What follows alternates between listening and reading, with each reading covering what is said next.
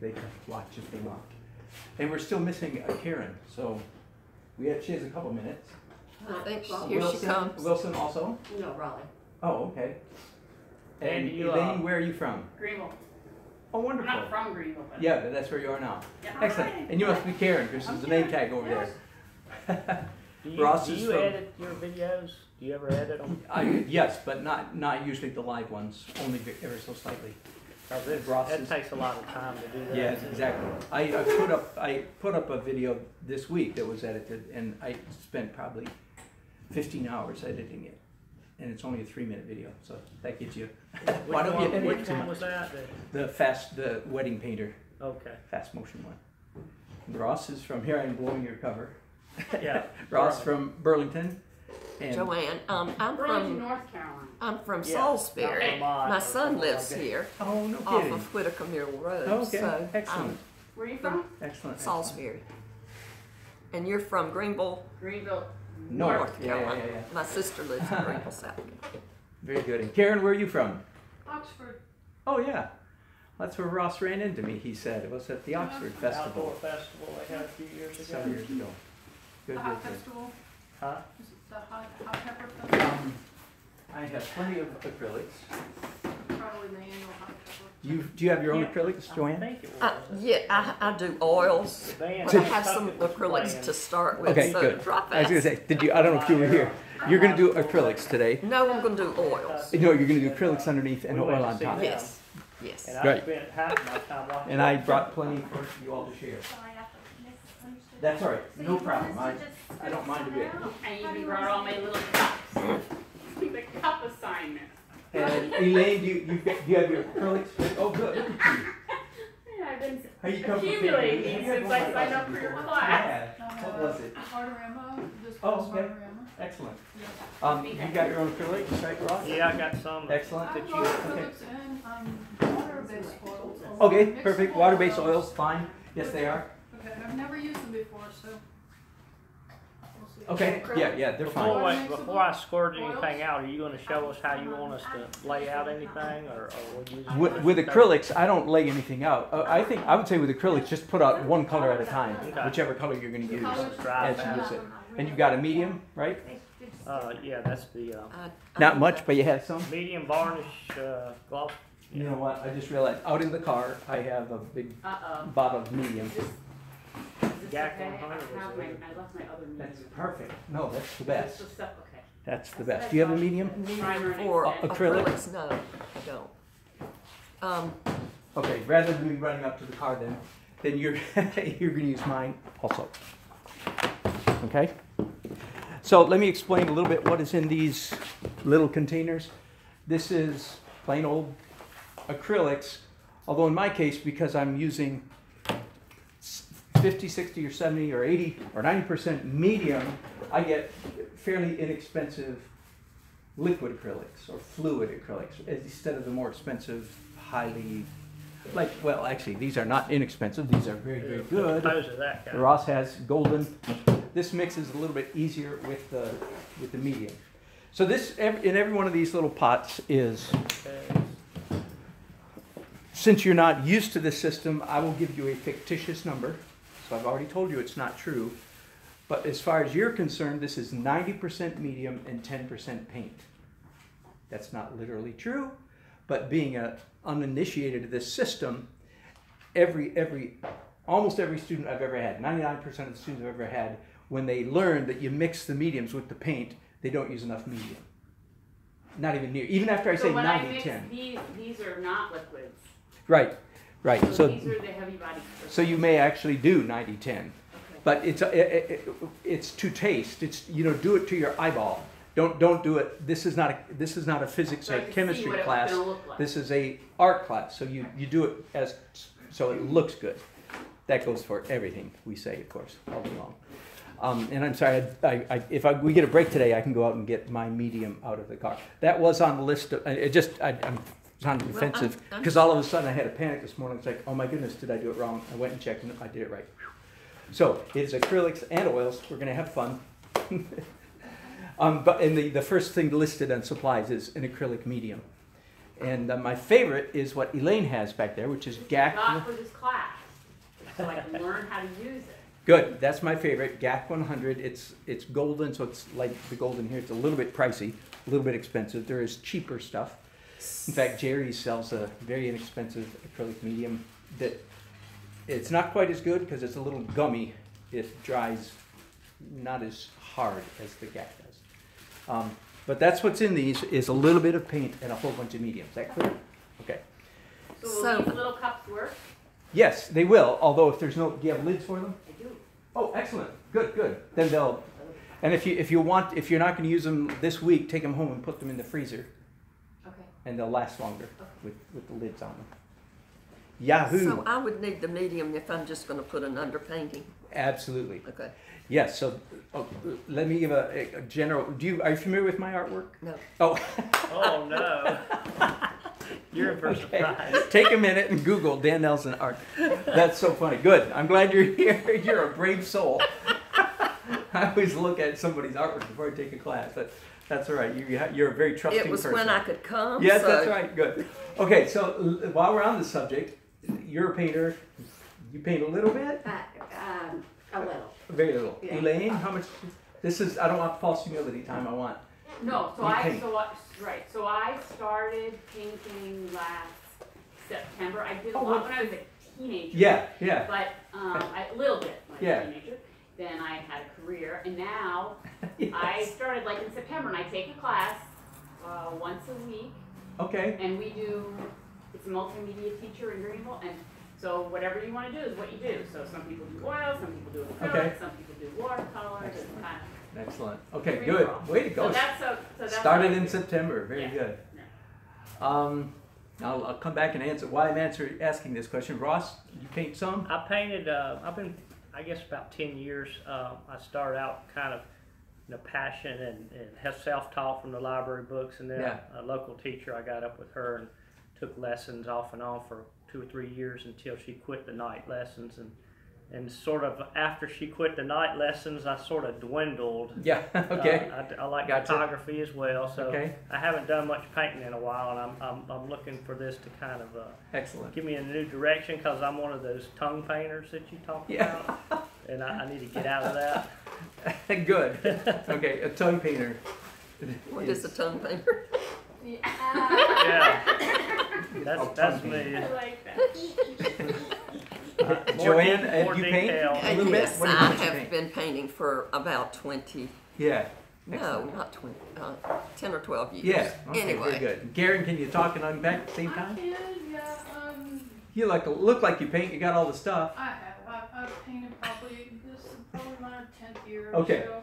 And I do all mediums, so I'm not faithful to one. When I get tired of one, I go to another. I like that. Okay. now I haven't painted for 6 months. Yeah, I understand. Okay. So Diane, it sounds like you might be the beginnerist. Well, no, Elaine's only done it since September. I've actually done The it two a of couple you. of years, but Okay, it's okay. Maybe Elaine, the two of you.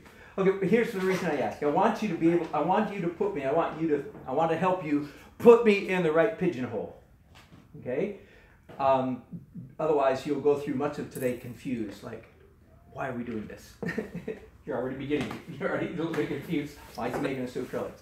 So here's why. And this is the way the class, I think, was presented, so I'm comfortable doing this.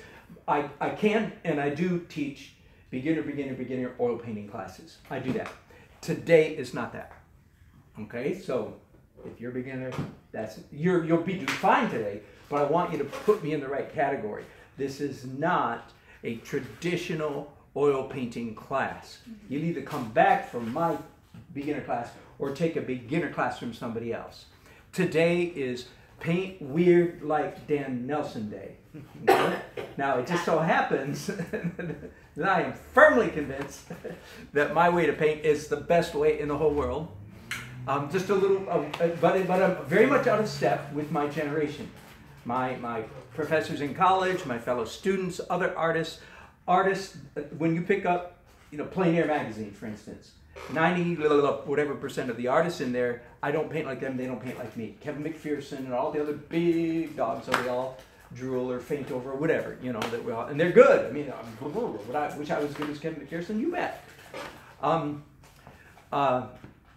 But and here's the gutsy part, Kevin McPherson would be even better than he is if he would learn what I know. Now that is so blister. So the one word, when you think, well, what is it about Dan Nelson's painter? There should be one word that comes to mind. The word is transparent.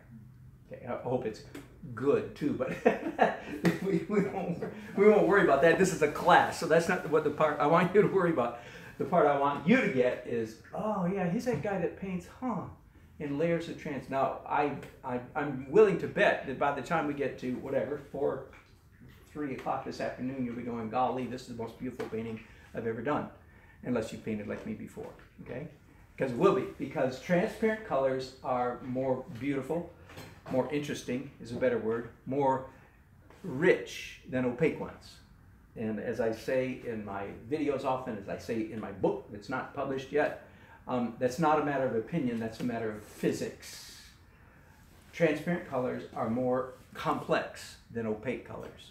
So our eyes, given the choice, our eyes would always rather see more, not less. We like more to see, not less to see. Any artist that's painting less is because they've got a statement to make. And if they're making statements, then they are statement makers, in my opinion. They're no longer artists. They are statement makers. They're politicians or preachers or salesmen or something. If they're making, anyway, I'm getting too far down that path, so I won't go any further. So, transparent colors are beautiful. That's why we're going to paint in them today. That's why we're going to use acrylics. Okay? You have in front of you there the image that we're going to use. I've done, in fact, I picked this one because that's what was on the website. I don't know how many of you saw, or I'm assuming it was in the catalog. For many, many, many years, I paid no attention to the image I put in the catalog, and then I had a steady trickle of students say, I thought we were going to do that picture. Which, my mind, I can hardly wrap my mind around that mentality, but I've learned that I'm the minority. Most people, in fact, do wrap their mind that way, and some of you maybe came knowing we were going to do this painting, so we are. If you want to see my painting, just go pull it up on your phone and you can see my treatment of it. One of the things you should say about it is that, wow, it doesn't look very much like the photograph. Okay. So we're going to start painting very shortly, and you have an outline there in front of you. You may take that home. If you don't mind, the little picture that I'm giving you, give that back to me. If you want a copy of it, take a picture of it with your phone. Just watch out for glare. It'll work very well. But I use these pictures repeatedly in different classes and so on. So the outline there, we're not going to try to follow it. That's maybe even more for you to, when you go home, you're going to scratch your head now. What did we do next? Okay, so that's what that's for. But that gives you sort of the process. Everything I do, like most artists, I think, I've discovered by accident over a long period of trial and error, and I'm still discovering things, of course, by accident over a period of trial and error. And just a few introductory comments before we get going. Most student artists are rightly focused on copying, rendering, drawing, creating a reasonable simile to the picture. Most students want to paint the picture, okay? And let me mess with you just a little bit because I feel like every artist should, first of all, be able to copy the picture. And in fact, every artist should copy. If you haven't done your at least one lifetime hyper, super photorealistic painting or drawing, you should do one. At least, just one. Just one. Put it on your wall, have everybody go ooh and on, ooh and on. Take 200 hours to draw that puppy or that face or whatever it is. Everybody, I think, should do one. And then get over it. Now, when you say hyper super realistic, what do you mean? I mean hyper super realistic. Just Google hyper realism Like on your phone. drawing skills. Drawing or painting, either one. Okay. I think everybody should do one. Everybody should have the chops, the skills to do one. But that's not art, in my opinion. I mean, it is, but that's not the best form of art. Most students, however, like I just handed out this picture, most of you are already thinking, okay, wow, I need to draw this and need to draw that. How am I going to draw this and how am I going to draw that? And that's normal, but I want to be real with you, and I know you might be, I don't know where you are in your level, but I want to tell you where I want you to go. I want you to become real artists. I don't care how old you are or how lately you started painting. My goal is to turn you into a real artist.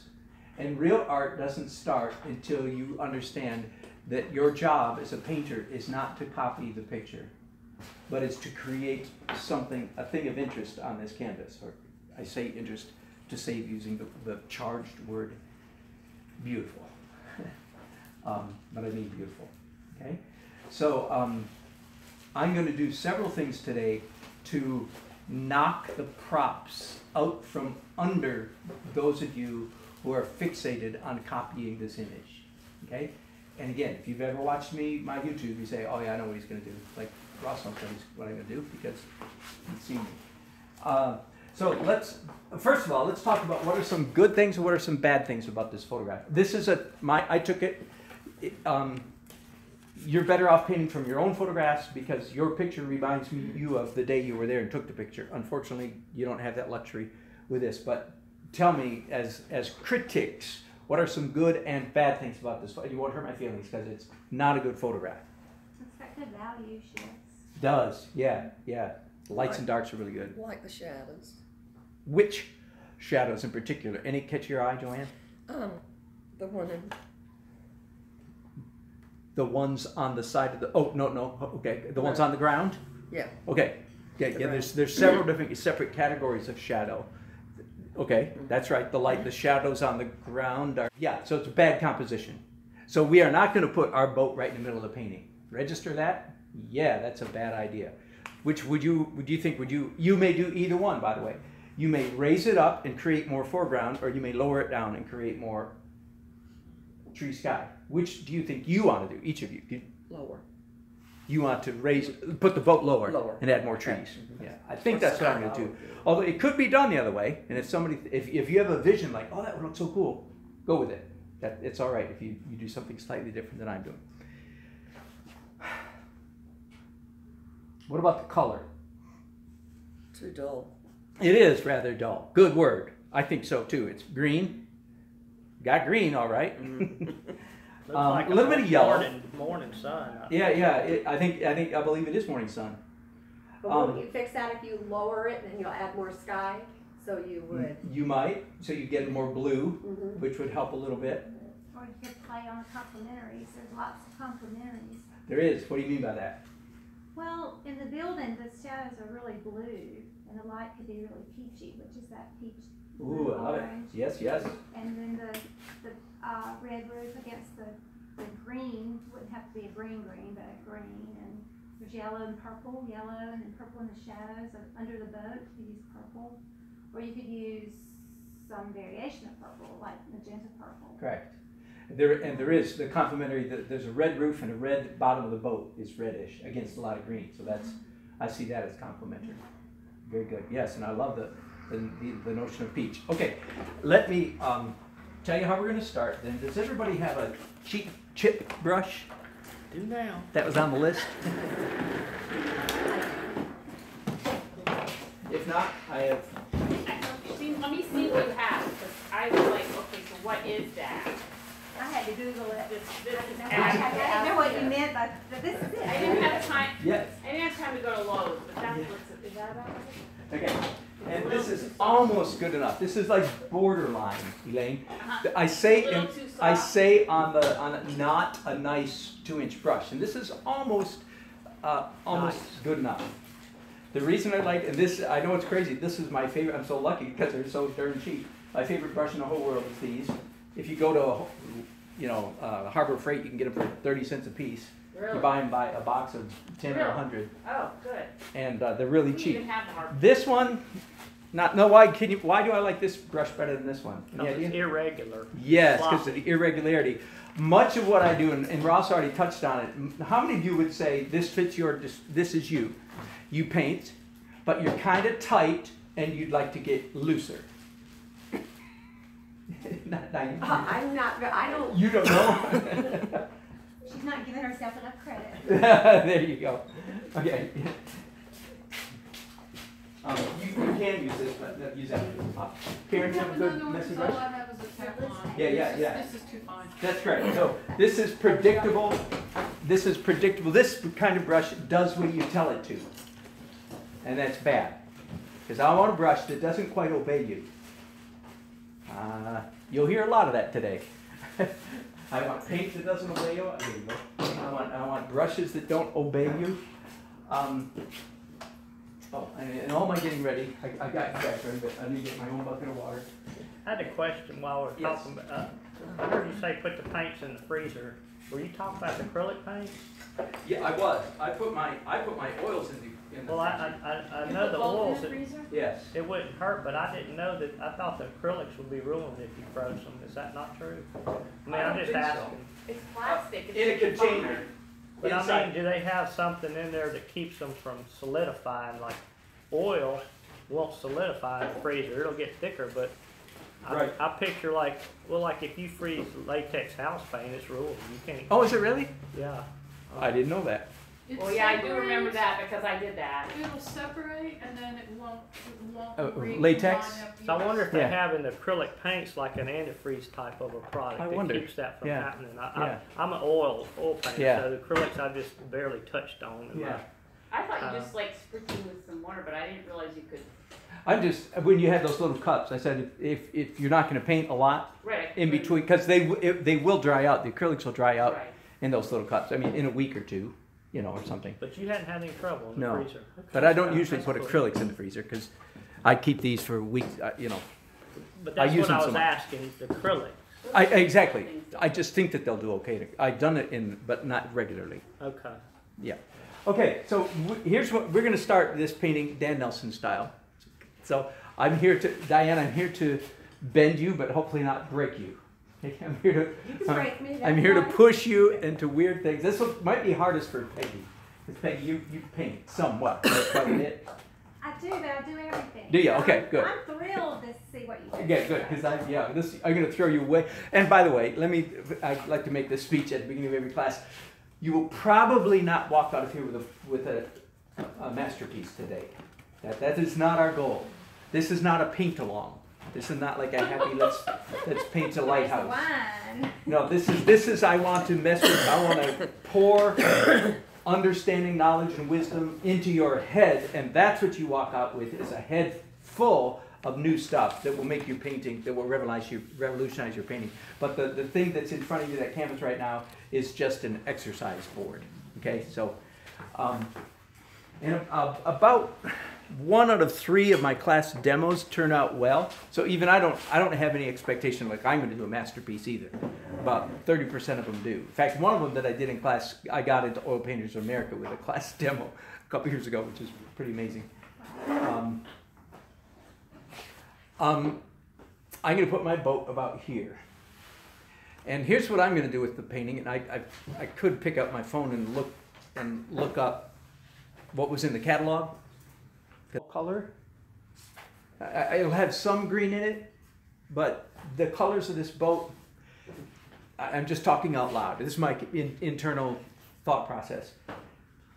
This doesn't make me feel as much like springtime, birds singing, butterflies tweeting. There we go, thank you. Oh yeah, okay, so evidently I felt the same way last time. Maybe I'm remembering more than I thought I was, okay? And look at there, the boat's, actually I moved it slightly higher. That's surprised, I didn't remember that I'd done that. Today I'm going to put it lower. But the boat, oh there you go. Thanks Karen. Oh, wow. Good. Oh, Very good. Okay, so that's what I did with it last time. And as I said earlier, one of the things I would like you to see is like, sure doesn't look very much like the photograph. Check. My goal as an artist is not to recreate pictures. And I like to mispronounce the word on purpose. Pictures. My goal is to create paintings. And so now I'm not going to try to reproduce this today either. And once I start painting, you'll see how does this turn into this? Well, that's what you're going to find out. In fact, it looks like you took a lot of liberties with that. I did. Right. A lot. And we're going to take liberties again today. And your color list is on here. Oh, good. And the painting that we do today will not look like that one either. So I'm imagining a boat shape, a horizontal, an important horizontal shape. Probably the most important shape in the painting is a horizontal shape down here, and it's going to be light colored. And then there's a vertical over here. So that is one of the good things about the photograph is that we have a horizontal and we have a vertical. That's an L shape, or there are a number of other shapes. So it's a simple shape, and that helps a little bit. But thank you for letting me use your water. If that's the initial shape that I'm looking at, the first mark that we're going to make on the canvas is going to be intentionally just about as opposite as that as we can make. I don't really mean opposite, complementary would be a better word. So if my painting is going to be kind of fall colors, I'm just making this up in my mind, and of course when I saw my other painting, I was like, whoa, I really did orange that up. And again, I'm not going to try to copy that, but I'm feeling, because of the boat's kind of old and worn out and rusty, I feel like, you know, a more melancholy autumn painting is more appropriate than springtime and birds and butterflies. Does that make sense? That's just the way I think, and you don't have to think like me, but I'm just giving you my internal dialogue, what's going on. But the very first mark that I'm going to make, sorry, I know I keep interrupting myself. I'm out on the street painting. People come by, and when a painting's 80% done, they say, huh, did you start out with a sketch? And that is so funny, because you're about to find out how I started painting. It's as opposite to a sketch as you could possibly be. So here's what I'm going to do. If my painting, I think probably the predominant colors are going to be brown and orange. I'm thinking rust, I think. I'm thinking old boat. Brown and rust, and the primary shapes are this and this. Therefore, the first marks, and I invite you to do this wait till I do it, but I'm gonna urge you to try to copy me, sort of. So, and you don't know, I paint with two hands. And I used to be nice to my students. Can you tell me why you do that? Yeah, I will. Because I noticed you did that on the street. Yes. Musicians do Okay, it. now, and by the way, most of the time when I say watch me, I literally mean watch me. This first stroke probably won't take any more than 6 seconds. So if you think I'm going to be painting for 20 minutes and you can watch at your leisure, you miss it. So here we go. There, I am done. That's splash, what I call splash number 1. Okay, now I have a lot of questions to answer. I hope you have a lot of questions going on in your head. And Joanne, who's never seen me paint before, why did I do that? A whole bunch of reasons. Number 1, I'm playing mental games, serious mental games with myself. I want to make dead sure that I don't attack this painting thinking I'm going to render the thing. I'm sorry, I'm sorry for the body language. I hope it's not offensive, but this is not a tiptoe through tulips tongue painting. I'm not going to paint a boat. Not only am I not, I'm like, I just took an axe and whacked the head off that mentality. I just violently violated that approach to painting.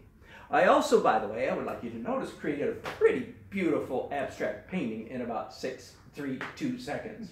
Could go for a lot of minutes. I think that's all. Did you double load the brush, or did each brush, or did you just single load one? Good question. I did. Yeah, I put one in the purple, one in the red, and then I crossed them a little bit before I painted. Okay, why do I paint with 2 hands? And y'all should have had me years ago when I was nicer. I'm not as nice as I used to be, because I used to say, well, I know I paint with 2 hands, but bless your little heart, you don't have to. Well, I'm not so nice anymore. I can turn you into a better painter in 1 second by saying you're going to paint with 2 hands. I started about 12 years ago. My left hand was, I was as non-ambidextrous as a human being could be. My left hand didn't want to do anything, and I just forced it. I read that Leonardo da Vinci painted with 2 hands, and like a light bulb went off, like, bah! Is anybody paying attention here? And then I was 50-something at the time, and I look at old people. We tend to lose parts as we get older, arthritis, bursitis, stroke. So I'm going to hedge my bets. I'm going to start using 2 hands. Those are the silly reasons I started. But I didn't realize my paintings improved instantly. Now, some of you are saying, but I can't do anything with my left hand. You cannot possibly be worse with your left hand than I was. You can't possibly be more uncoordinated with your left hand than I was. Now I am quite ambidextrous, but that's 12 years later. Ironically, even though I couldn't, my paintings improved instantly. And I think it has something to do with the bilobal brain. It has something to do with painting out of both sides of your brain when you use your wrong hand. So, and again, you don't really have to paint with two hands today, but if you want to have fun and get better, do it. Part of the reason I've gotten more ornery in recent years is nobody goes to a concert and say, golly, look at that piano she's using two hands. All the musicians everywhere, almost every musician, maybe a harmonica player, all musicians use two hands all the time. All good basketball players, all good athletes use two hands. Cooks use two hands. Everybody uses two hands except artists. And so I think we've just gotten a pass for being lazy, and I don't know why. So no more. If you want to be a better painter, start using two hands. There you go. So one other question. Yes. Was there a purpose to that, or could you have made the marks a different way? I could have, although there is a purpose. Okay. Two things. The color is complementary to orange. Okay. Well, you know, blue, orange, yellow, right? Orange, yellow.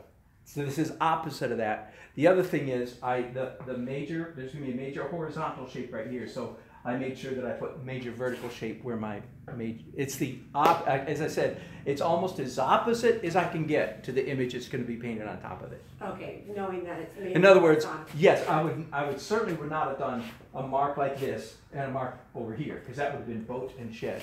Right. Does that make sense? Mm-hmm. Dan, Yes. would you explain why you opted not to gesso this board before you started? Yeah, most of the time I don't gesso board. This one actually is gessoed because this is a reused canvas, Okay, so it is gessoed. okay. Most of the time I don't because I'm just in a hurry. I run in here, I buy 3 canvases, take them home and paint them, and they deliver them to a gallery. So I don't have time to gesso canvases. Okay. I wish I did. If I had an assistant, I would say gesso all these canvases, rough, before I paint. While we're on gesso, if it gets too thick, can you put water in it or what? The gesso itself? Uh-huh.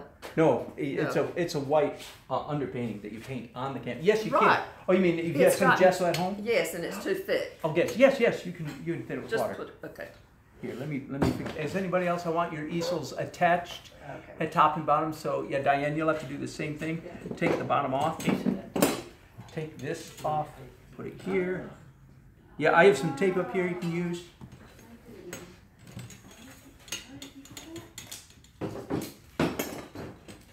Yeah, because you can't paint with two hands and hold your canvas with a third. In other words, you can't hold your canvas with one hand while you paint. Okay, took the top off. Is that the right height? I get to be a little. You're gonna sit down most of the day. Yes, I am. Okay. I understand that. See, I ended up. I didn't used to, but I do now. And now. Oh, let's tighten this so it. Got You really demand to tighten some of these things for you. Yes. Some of the rest of Thank you, you. if you need help cranking on your easel, make sure things are tight. It does bring up a good question. It is going to be a little bit delicate painting with two hands on these easels, so because the easel will tip over. Okay, wait. This goes. Oh no. Do you think? Well, that's interesting. I know, I did it an interesting way because I wasn't sure how to do it. Tell me. It actually goes like this. Huh? And then this one drops down. Yeah. Down. Probably. I like your solution though. I was Show sort of particular improvising. particular genius. So what did you do differently? Oh, you just made it wider? Yeah, no, these legs were coming this way. This way. Now they're- Oh, and that- there's This isn't really a leg. Yeah, that's not really. That doesn't have to touch the. Right. Well, it might not hurt if it does. So. Thank you. Are you all see? I need to push kind of hard on the canvas.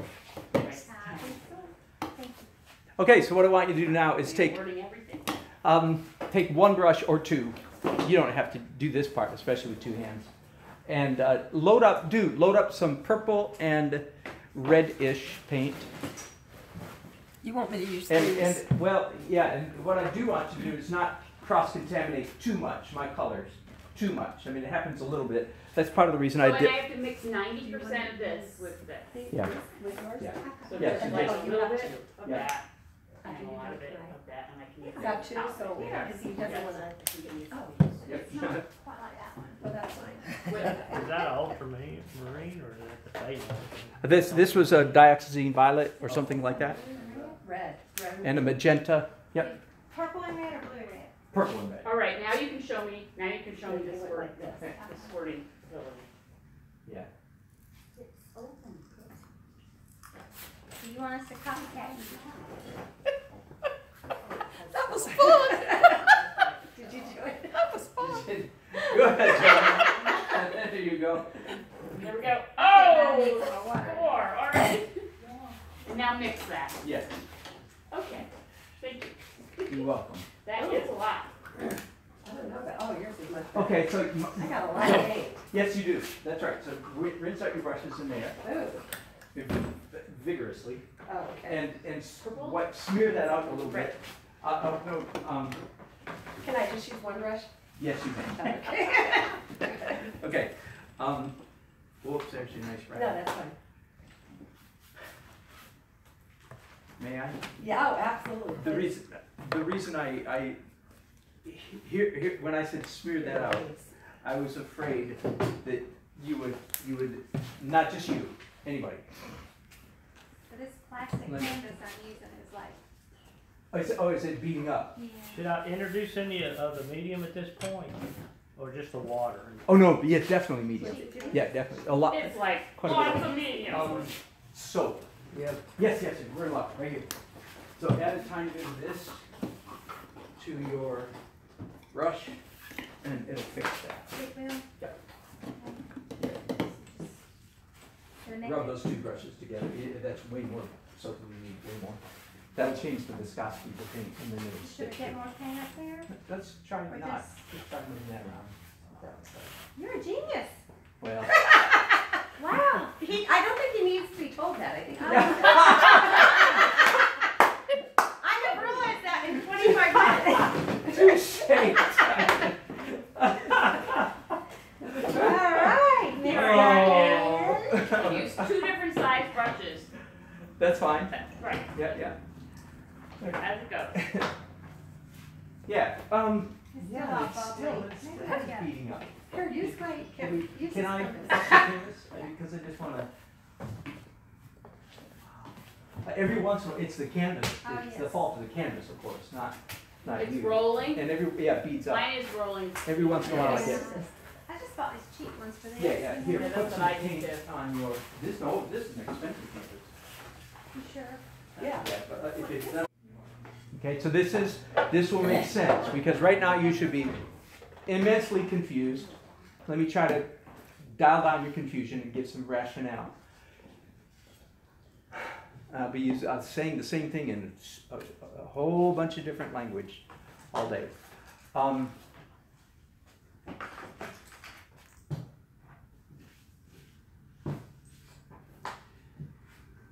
If you do a painting, anybody does a painting, in which when the painting is all finished, everything on the canvas is something that you planned, predicted, expected, produced, and made happen.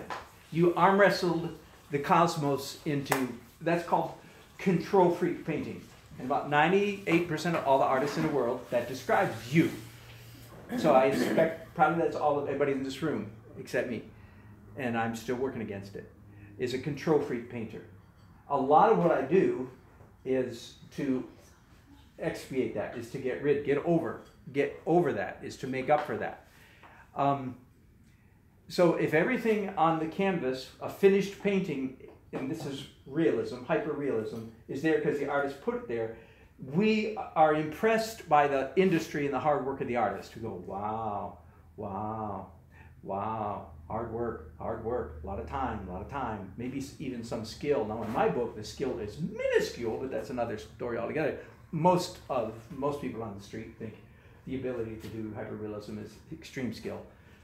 It's the same skill used for putting together a big jigsaw puzzle, or 2 or 3 big jigsaw puzzles. It's not skill, it's just time.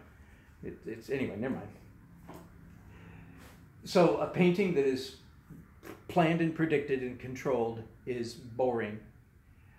It might be impressive, but The only way to get into transcendence, if I can use a kind of slightly scary, almost spiritual sounding word, the only way to get into a canvas is like rock your socks and like takes you somewhere that you didn't go. It's the artist himself has to get taken somewhere he or she didn't expect to go. Because if it comes out of your puny little pea-brain head, mine, I'm being humble now, if it comes out of my little pea-brain head, then it's limited. I'm extremely limited. You know, it's just almost like the smallness of my own physical head is like absurd compared to the cosmos, you know? So it just isn't going to happen anywhere. So by creating chaos, we're tricking ourselves into producing paintings that go way beyond our head. Okay? Another way to describe, why are we making this mess? Because we're putting a lot of chaos on the canvas so that in the later control freak stage of the painting, which we do some of that, we have stuff to respond to. We have stuff to react to, including drips. So please don't wipe off any more drips. We love them. Now, in the later stages, if there in fact is, let's say, a drip that we truly don't like it runs right down the middle of the model's forehead, of course, then yes, we can cover it up. What is amazing though, and of course we aren't doing any people here, so we have a lot more leeway.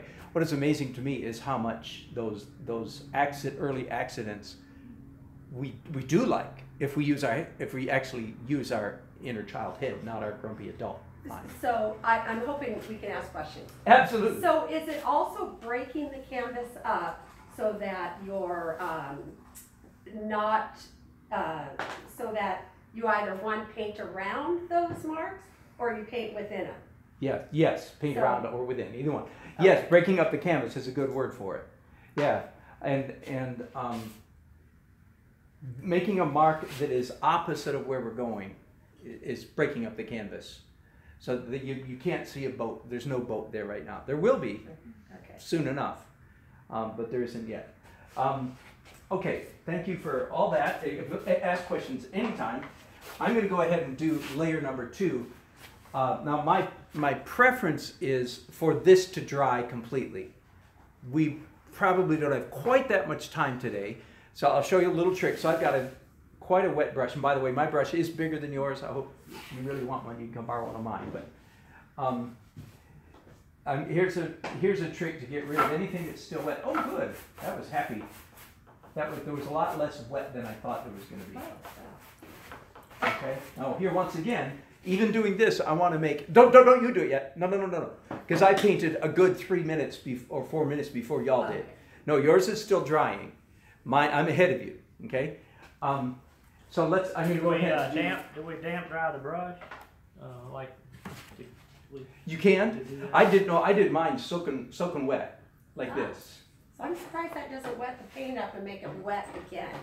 Because it thinned out. Now I can't. If you want, we can. Because it thinned out the stuff that was kind of thick. The acrylic dries fast. The only part that doesn't dry quite as fast is anything that's thick. Like this part that I just wetted. Yeah. That's already. It's not completely dry, but it's in there. That's pretty much right. Yeah. Now here, if you're painting with a rag, any mark that you make on the canvas has to be a nice mark, not an ugly mark. Boy, I'll say that a lot today. Okay. So acrylics don't have a whole lot of forgiveness then. Correct. Correct. For oils do. Correct. You can Exactly. take a rag and you make a mistake, I can wipe it off. Exactly. There's not. With acrylics, all you do is cover it up.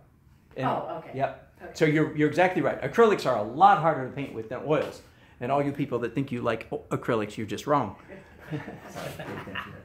But yeah, most beginners think, oh, I do acrylics because they're easy. And they're complete. I'm a really good painter in both acrylics and oils. Which one's easier? No question, no contest. Oils are way easier than acrylics. So it's ignorant people that think acrylics are easy. The only thing they think they're easy is because water comes out of their tap in their kitchen instead of Gamsol. If Gamsol came out of the kitchen faucet, everybody would be painting in oils because it was easy. Anyway, never mind. Okay, that was glaze number 1. Let's do glaze number 2. Usually, the easiest way to do glaze number 2 is, what color is this mostly? The word is, okay, so color wheel. Usually the easiest thing to do is go right next door on the color wheel, not all the way across. Going all the way across can be done. I can do it, but it's like wild horses. You know, it's a little bit more scary. So just talking primary and secondary colors, what's next to purple?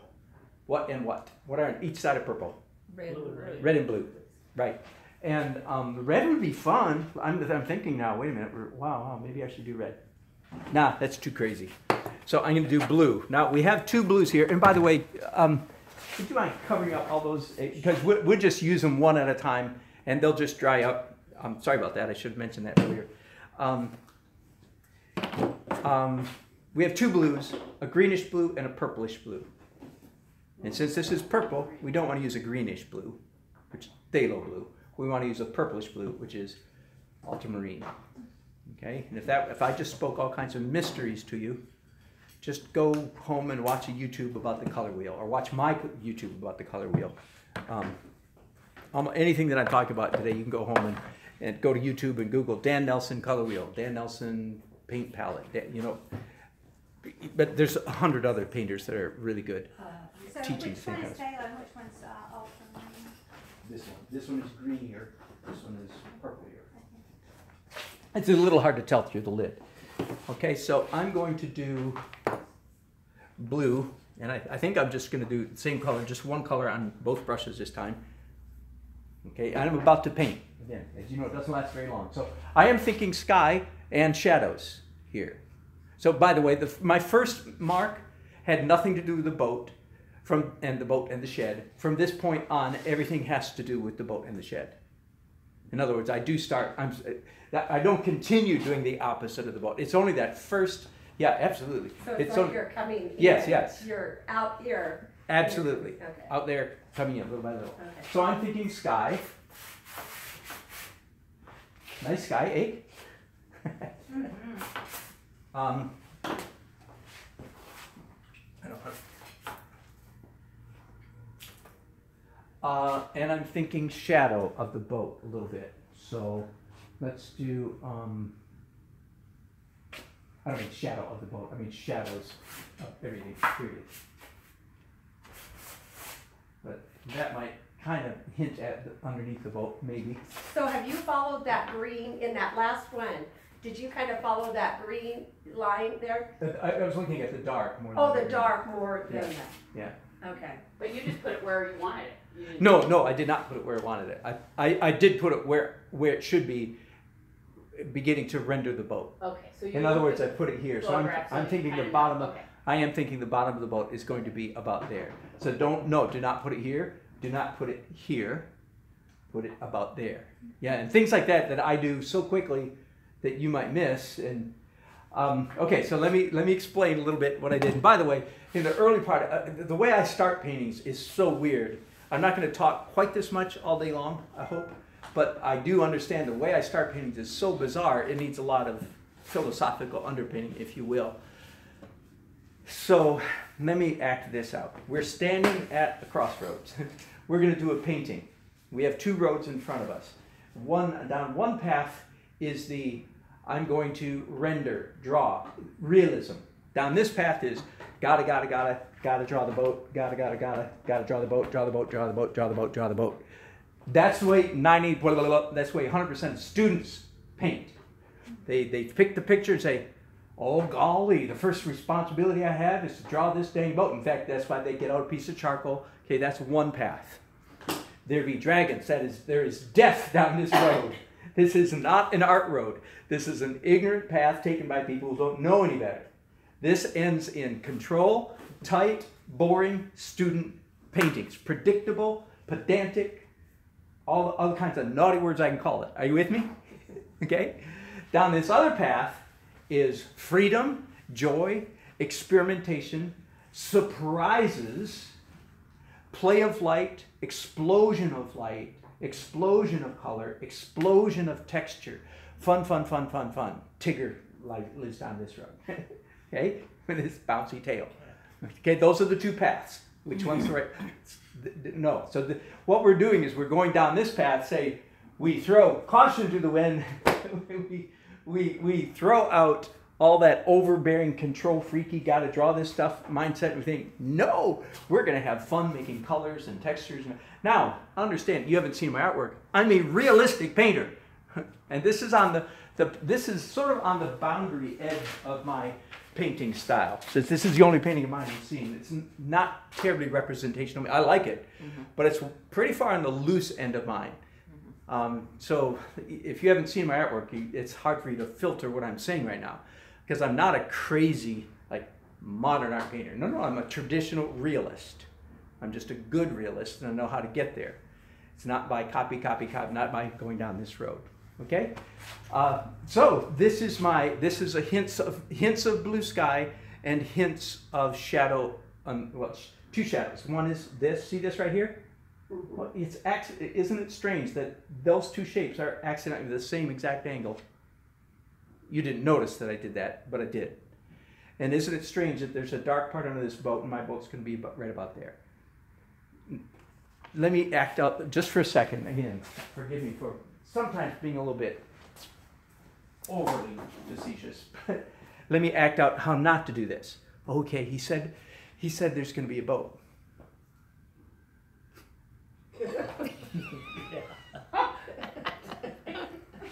Are you with me? No, that is. How can I wipe that off there? I sure hope I can. That is not good painting. Okay, that my whole deportment, my whole body shows you I'm not about to paint well.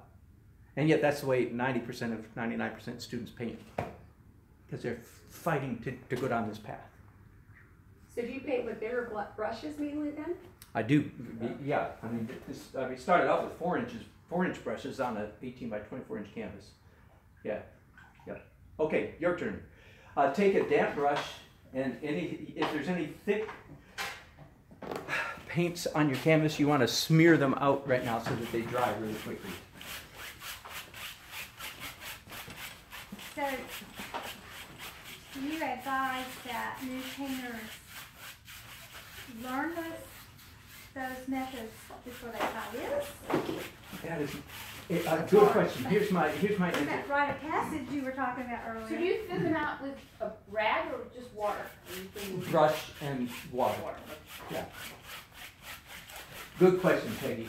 If I have a room full of high school kids, I say, okay, all you kids, I don't care about all blah, blah, you are going to learn how to draw. You're going to learn how to draw the human figure, because if you draw the human figure, you can draw anything in the world, the human face. It's old-fashioned, classical, traditional, learn how to draw. But now when people are in their 50s, 60s, and 70s and painting, it's a little bit different story. Do I say? So I'd like to bend your twigs and say, learn what good painting is, while at the same time you're going to have two parallel paths in your art world. One path is you and your pencil and your sketchbook, and you're going to learn how to draw. Draw all the time. Draw your feet on the coffee table while you're watching TV. Draw your husband while he's watching TV, or wife.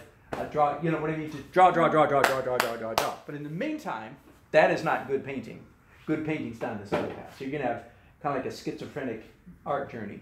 Learn how to paint. This is how to paint. And today's class is about how to paint. Very good question. But if I have kids, it's like, no, we're going to bust your buns. You're going to learn how to draw.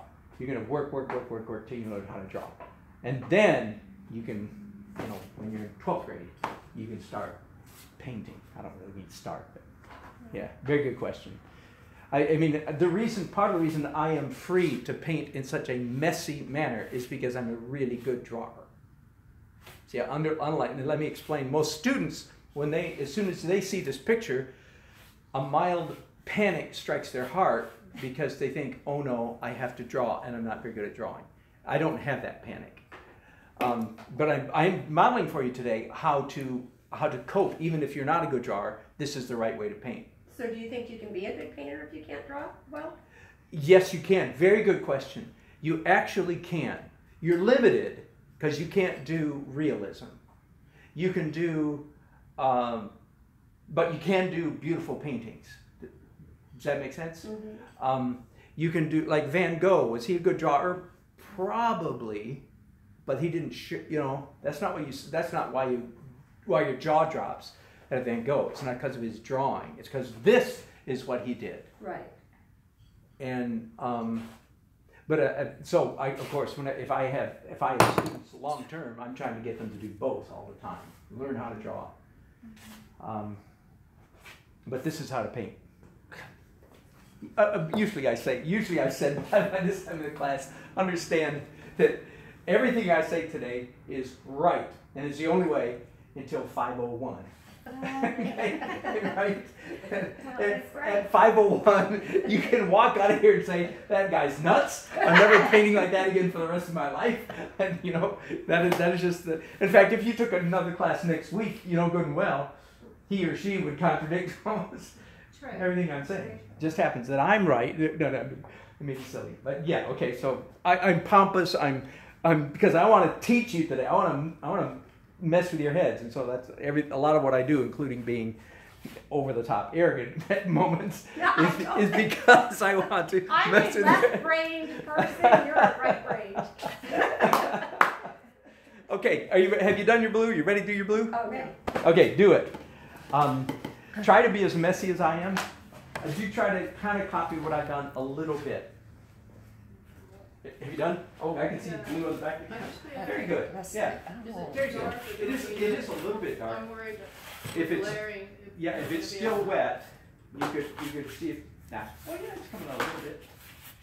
Yeah, I hope it's not. I just lightened that a little bit, and it's going to create more run. But yeah, you're fine. You're fine. Very good. Very good. Yeah. And I want you to know that I'm not unaware of how this probably all feels to you guys. Like right now you're going, this is crazy. This better get better because this is really crazy. I'm curious how you do this in a tuxedo. Yeah. Good. You know who? In a tuxedo. Yeah, I paint a tux Tuxedo most of the all the time. time. With a beret. Yeah. And he I've does- seen you in the middle of the street. Yes, I was wearing a beret in the street. It must have been chilly weather. It's finished. Okay, we're gonna change gears. Woohoo!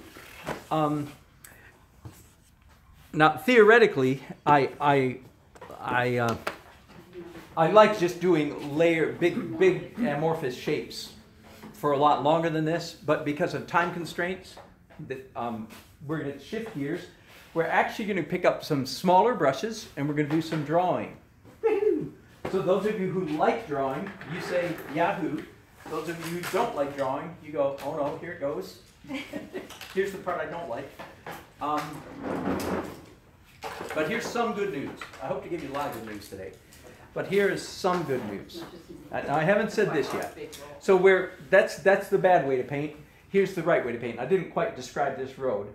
I said it's energetic, it's free, we're doing color and texture and light and dark and so on. The other thing I didn't mention is that on this road, we do render the thing, draw the thing. We are concerned with realism or similitude, but we just creep our way up toward similitude one tiny little step at a time. Okay, so with each layer, we're going to do a dozen layers or more. With each layer, we get just a little bit more realistic. Does that make sense? As opposed to this way, where, I mean, the extreme of this is doing a charcoal drawing underneath the painting. So you have all the drawing done. What's wrong with this way? Well, typically, once you've got lines or once you've got definition on the canvas, it's really hard to get really free with it. So that's why I like not starting out with definition, but starting out with free and then getting defined little by Could little. I take So, a picture of that? pardon? Could I take a Oh, picture? absolutely. Yes, yes, yes. Please do. That's a great idea, by the way. Okay, so here's the kind of brushes I'm using. This one's a little bit too small. I'm going to use it anyway. These are Filbert Longs. Rounds will do. I'm not a big fan of rounds because when you twirl them, if you're twirling a round thing, it doesn't make much difference. You follow me? I like flats, but I don't like flats used on the flat. Don't paint with a flat brush as if you're painting a wall. Don't use the flat part of the brush to paint with usually. The flats are great if you're using the corners. And Filberts are a nice compromise to all that.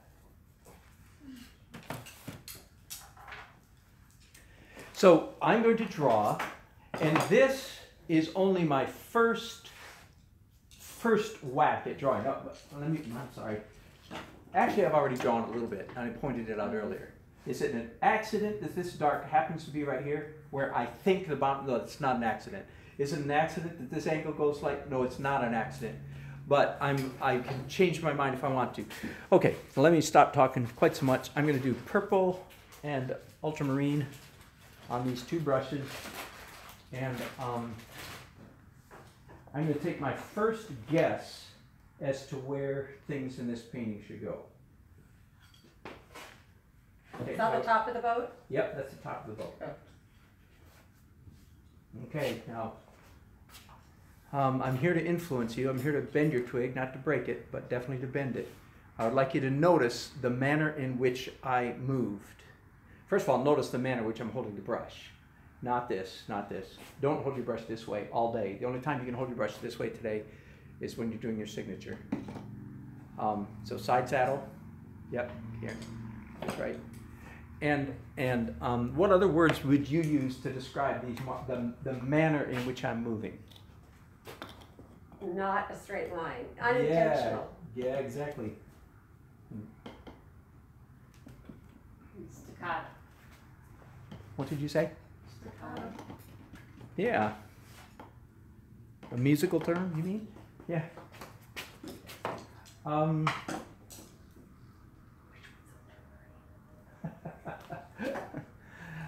Yeah, do watch me if you can while I'm, because my demos usually don't last very long. I'll try not to bore you too much.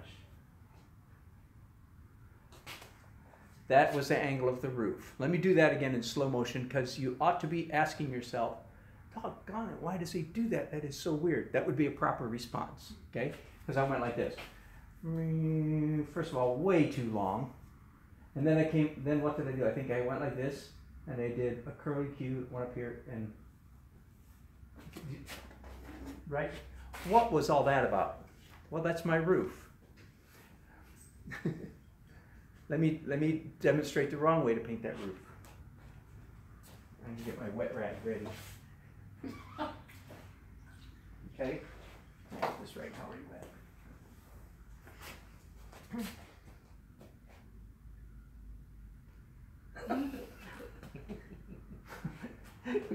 We could also call it butt painting, couldn't we? Sharon I got needs that to down. So I always get my brush.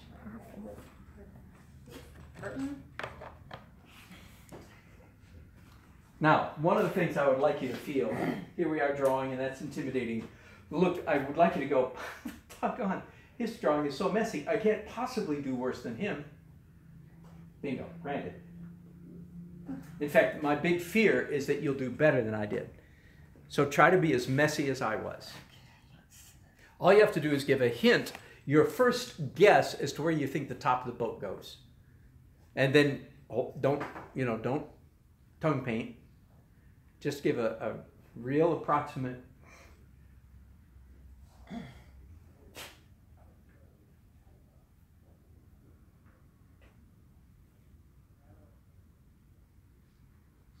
That left hand doesn't do.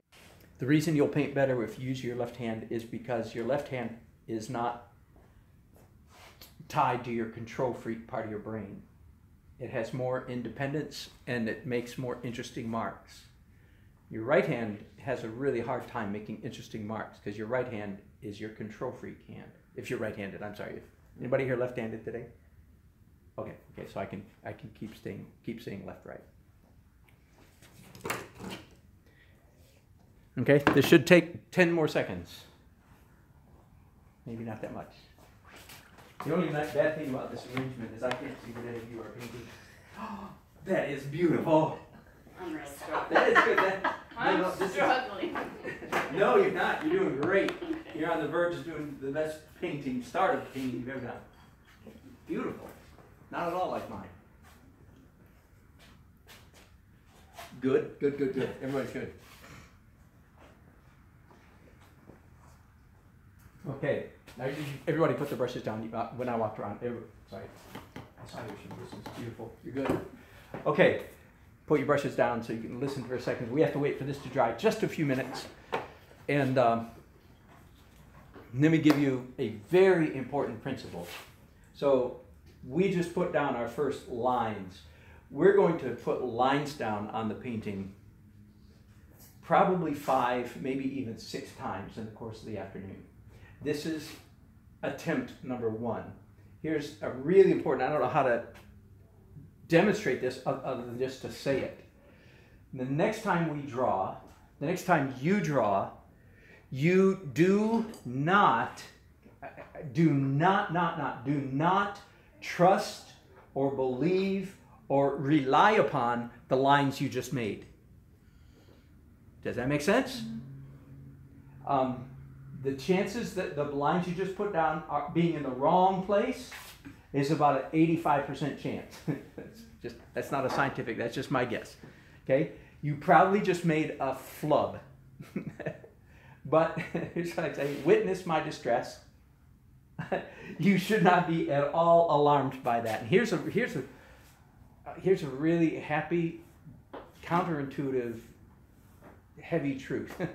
When you're doing underpainting, not only is it okay for your early lines, all of your underpainting lines, to be somewhat erroneous, off, wrong, whichever word you want to use there. Not only is it okay, it's actually advantageous and beneficial for them to be slightly wrong. That is like, that don't sound right. Okay, it's really easy to demonstrate the opposite though. Let's imagine you're doing a painting of a building and there's an edge of the building. And the first time you draw with your brush or with anything, first time you indicate the edge of that building in the underpainting, and if you accidentally get the edge of the building in exactly the right spot, and then the next time you come and you draw it also in exactly the right spot, and the third time, and the fourth time, and the fifth time, every time you draw it in exactly the right spot, all you've got is one line piled up 6 deep. And it's still only one line. It's a boring mark. It's very, very boring. And then when the final painting comes, you paint up to that line, and there you're done. Not a good painting. Whereas if the first time you draw the building, it's a little bit to the left. Second time you draw it, the edge of the building, it's a little bit to the right. Third time, it's right in between. Fourth time, then when you're done, you have this vibrating line that's fascinating. It's all different textures, all different colors, all different intensities. There's still a line there, sure enough, but it's kind of like, ooh, it's an interesting. Like a mirage. It looks kind of like a mirage. It's an interesting line. And then with the final layer, you decide how to doctor that up to make it look like the edge of the building. But you've got all these little ghosty things happening underneath it. Does that make sense? Mm-hmm. So the most of the marks you just made, like me, are wrong, false, errors, mistakes, but they're actually better if they're mistakes than if they're dead on. So the next thing we're going to do is, I want this to be dry, and it's not dry yet, so I'm going to do the damp brush thing again. Don't you do yours yet, because I'm ahead of you. Now, there's some wet here that I think it's going to smear, so there. I smeared it with a nice mark. In other words, when you're doing the smear thing, you don't go, because that's not a nice mark. Does that make sense? This is not making an attractive thing on your canvas, but this does. Any stroke applied with enthusiasm, vigor, energy is going to create an interesting mark. Now, you don't have to do yours yet, because I'm a couple of minutes ahead of you, right? Mine's drier than yours. But the next thing we're going to do is, one of my favorite parts is the first layer of white. So we're going to open our white containers, and we're using smaller brushes. Let me say, a brush this size would be all right. Let me show you some brushes that are okay. A fan brush is okay. A small chip brush is okay. Something middle size. Does everybody have something middle size? Middle size. Middle size being like this. Like those size. Yes, you have a number of options. I'm going to use chip brushes because they're my favorite. But those are good. You have one chip? Yeah, excellent. Oh, it's almost a chip brush. Almost. Yeah, good enough. Okay. And I'm going to paint again with 2 hands. Okay, now all of a sudden I'm going to paint white on this, and that means I'm looking at my photograph or my reference. The same if I'm playing plein air. Same thing, same principle. All of a sudden I'm looking at this through a very different lens. Now I'm looking for light stuff, not white stuff. Light. So the most obvious is the boat and the shed, but also the sky and the dirt in the foreground. That's pretty much it, right? Oh, and one of those stack of cement blocks holding up the rope, which I kind of like that element. Okay, so will you watch me for just a minute? Remember, you're editing or critiquing the lines you made a while ago. You look at the picture, you look at your painting, look at the picture, look at your painting, go, I think I made that line too high, too low, too left, too right. And then just paint right, then you make the corrections with this layer. But we are not doing lines this time, we're doing zones again, just like we were earlier. I think one of the reasons I paint better with two hands is that when you paint with two hands, especially when you paint fast, you're painting faster than your brain can keep up with. And that's a really good way to paint loose, is to paint faster than your brain can think.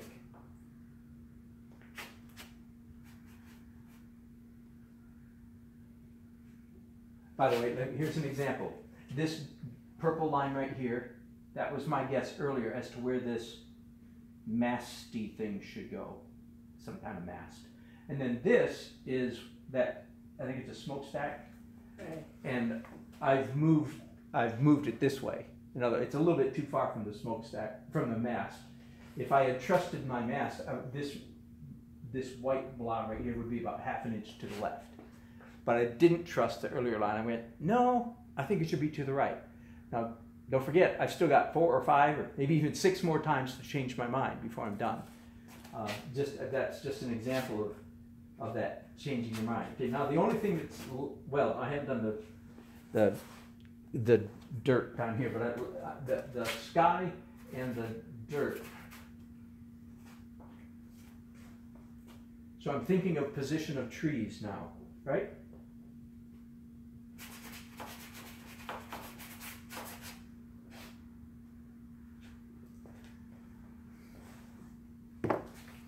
And it's still okay to go, that is so weird. Okay, perfect. Can I ask a question? Yes. The bottom right where you're going to go at now, Yeah. is there any reason why you couldn't just leave that, Great question. the No, canvas?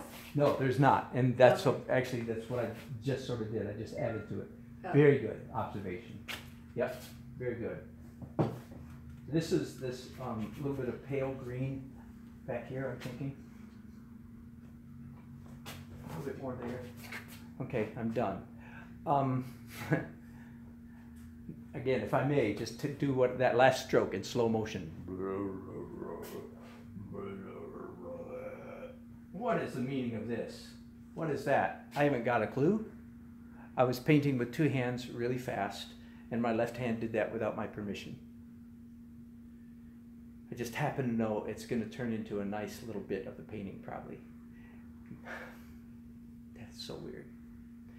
Let me, while we're waiting for this to dry, let me again try to explain my mindset of painting. By the way, I am, like many of you perhaps, I'm a recovering realist. You could still go to my website and click on illustrations and see my realism. And I still enjoy doing realism, by the way, sometimes just for fun, just for variety. Tight, all this stuff I'm writing against comes to me. But early, like 16 years ago, I think, I had several aha moments. One was I discovered that the best painting would happen when I was trying to do something else. I don't mean while I was trying to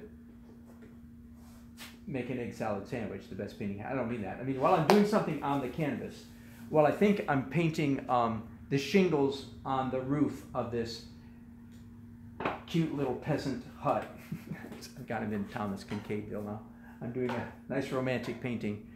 But while I'm trying hard to paint a shingle, my brush or the paint does something that I don't predict, that I don't plan. It's an accident. In fact, Bob Ross's best quote is, "Happy little accident." So while I think I'm doing something, while I think I'm painting a bird on the twig, my brush has a mind of its own and it does something else. And even though it's not more realistic, I had the sense to sit back and go, wow, well, I kind of like that mark. Can you imagine that feeling? It's not a mark you did on purpose. It's a mark that just sort of happened by accident. But after you kind of, again, take off your control freak brain and look with your real eyes, your honest childlike eyes, then your inner child is not influenced by your adult grumpy brain who's trying to impress other people. I just mean it's honest. And you go, oh, wow, that's a really nice mark. Look at that. You know, boy, if I could just cut out that little piece of the painting right there, that is gorgeous. That's what I mean. The best painting would happen while I was trying to hard do something else. And I thought, well, golly, if that's true, which I believe it is, then why not always do something else? So that's what you see me doing. Instead of being in the control freak brain, I'm in the happy accidents, it's the best stuff that happens on the canvas, why not make it all accidents? And that's a pretty good description of what you see on this canvas, isn't it? The whole thing's just a big mess. I really do, by the way, I really get a kick out of when I'm painting on the street and people are coming toward me, they can't see the canvas, and they say, oh, it's an artist, you know, they come around. When I'm at this stage of the painting process, there was a very short period where it kind of bothered me, but now I just sort of a devious you paint little. on the street a lot? Pardon? You paint on Yes, the I street paint on the regularly? street a lot. So they look at this and they go, nice painting. But it keeps the crowd around to see what. But I can tell what they mean is, Brad, buddy, you're not very good. I hope this isn't your day job. Keep working. And I just get a kick out of that. They're trying to encourage you. Yeah, exactly. So I get a little devious pleasure because I know it's going to be good. And but they just are not used to seeing this, just like you all are not used to seeing this. Okay, your turn. Your painting should be dry enough now to do some white. Anything that's light. I'll go get us some water going. Anything that's light can get a coat of white. My injunction to you is try to be as messy as you can. Paper towels. Yeah, there's a stack usually in that tin back there. Let me get some water. A little bit of a lumpiness problem here. Oh yeah, you don't add any medium to the white. So don't add any. No, because that makes it transparent. This is just All right. straight opaque. All right. So Sorry about that. that's helpful. Okay, so I can just use my white then. Yeah, transparent Yeah. white is synonymous with air. Yes. I was wondering, but you know, Sorry about that. I did not make that it's clear. all good.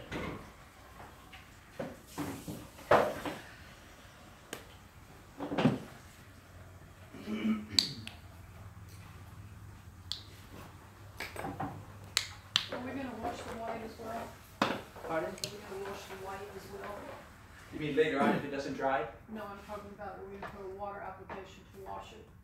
You mean to add water to the white? Do I Not so much, just enough to make it flow off your brushes. But no, the white we use pretty. leave Pretty it on opaque. that? Yep. Okay.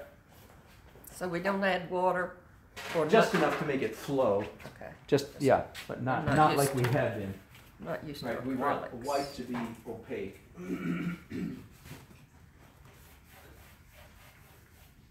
There is some acrylic company that sells a transparent white, which is such a joke. It ought to be a tube of air. What's that? Think about it. I've seen it in oils Right. too. Yeah, I know what they mean, but they don't mean what they say. They mean translucent. But Right. Now I know what my lefty son feels like. I have a left-handed son too. Yeah, everything is a challenge. Joanne, you're standing up. Yes, Yeah, I can for a while. stand for For a a while, while, yeah, but yeah. I mean, I can't stand up for 5 hours. Joanne Hubs. You may stand. We paint better standing up until your feet hurt too much, or your legs, your knees, or whatever. Then by all means, sit down. I just had a knee replacement not long ago. Did you really? I've had 2. Oh my goodness. Well, congratulations, I guess. Well, you're doing That's great. done. Okay, we need the boat. Okay. Now the white dries faster than the other stuff, and I'm going to take a damp brush and run it through this before mine's completely dry. Partly because I know that it looks cool. So that this is just experience talking. When you make that It didn't have much effect, a little bit right there. Do you always go opposite when you do something like that? Do you go opposite of what the normal line is? Yeah, typically, yes. Yeah. Yeah.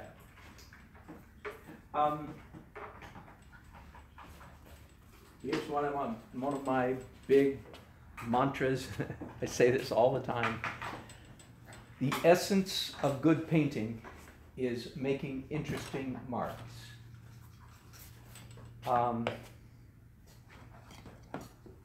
Beautiful marks, but the word beautiful is more complicated, has too much baggage with it, so interesting will do. When I look at people who are better painters than I am, it puts fire in my bones, almost a feeling, I mean, I'm so motivated to try to get better. It's almost like an anger. It's like, but not anger at them. It's like, come on, come on. What do they know that I don't know? But when I look at somebody who's better than me, it's not because they do hyperrealism. It's because, doggone it, their marks, the very marks that they make are better than mine.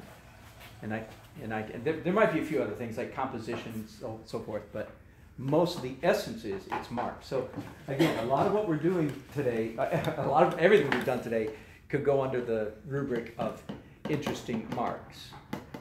Again, I want to create enough chaos on the canvas so that we have lots to respond to. Now, please understand too that when we paint this way, do you feel like, let's talk about me for a second. Does it look like I'm right on the edge of control? That is correct. Or maybe just off the edge of control. And you probably really feel like you're painting out of control. Two things happen when you paint just beyond the edge of control. Number one, you create something transcendent. Like that is so much better than I could ever make up if I did it on purpose. Or you crash on the rocks at the bottom of the cliff. Those are the two options. So don't be surprised if with this particular painting today, it just ends up awful because you're out of control.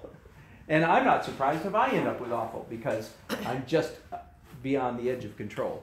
But it opens the door to the possibility of something way beyond, I feel like, what could come out of my puny little brain if I paint in this just outside of control manner. And this is it. I mean, this is how Rembrandt painted, kind of, just outside of control. He just had a better grasp of everything than I do. But at least I can recognize that out of controlness, especially in his drawings and etchings, is where you can really, really see that. Okay, let me see if mine's dry. We really, really need this layer to be dry before we proceed, and it's not quite dry enough. If you're at home, by the way, you can use a hairdryer, or better yet, use a heat gun. Like they sell heat guns here. They get up to like 400 degrees. I mean, don't confuse it with a hairdryer. That would be really bad. Because they're a little bit faster and they're a little bit quieter. And I don't like loud noises anymore. So I have a heat gun on my easel where at this point I would hit it with this for 40 or 50 seconds and I'd be all done. But this really needs to be dry because if we put something on top of this white and it picks up the white, that would be mud. If I don't remember later, we'll talk about what mud is.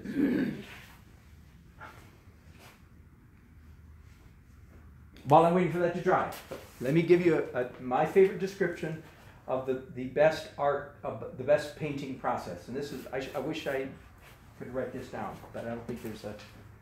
Okay, here it is. I'm sorry, I'll just have to try to act it out. Good paintings are the result of good process.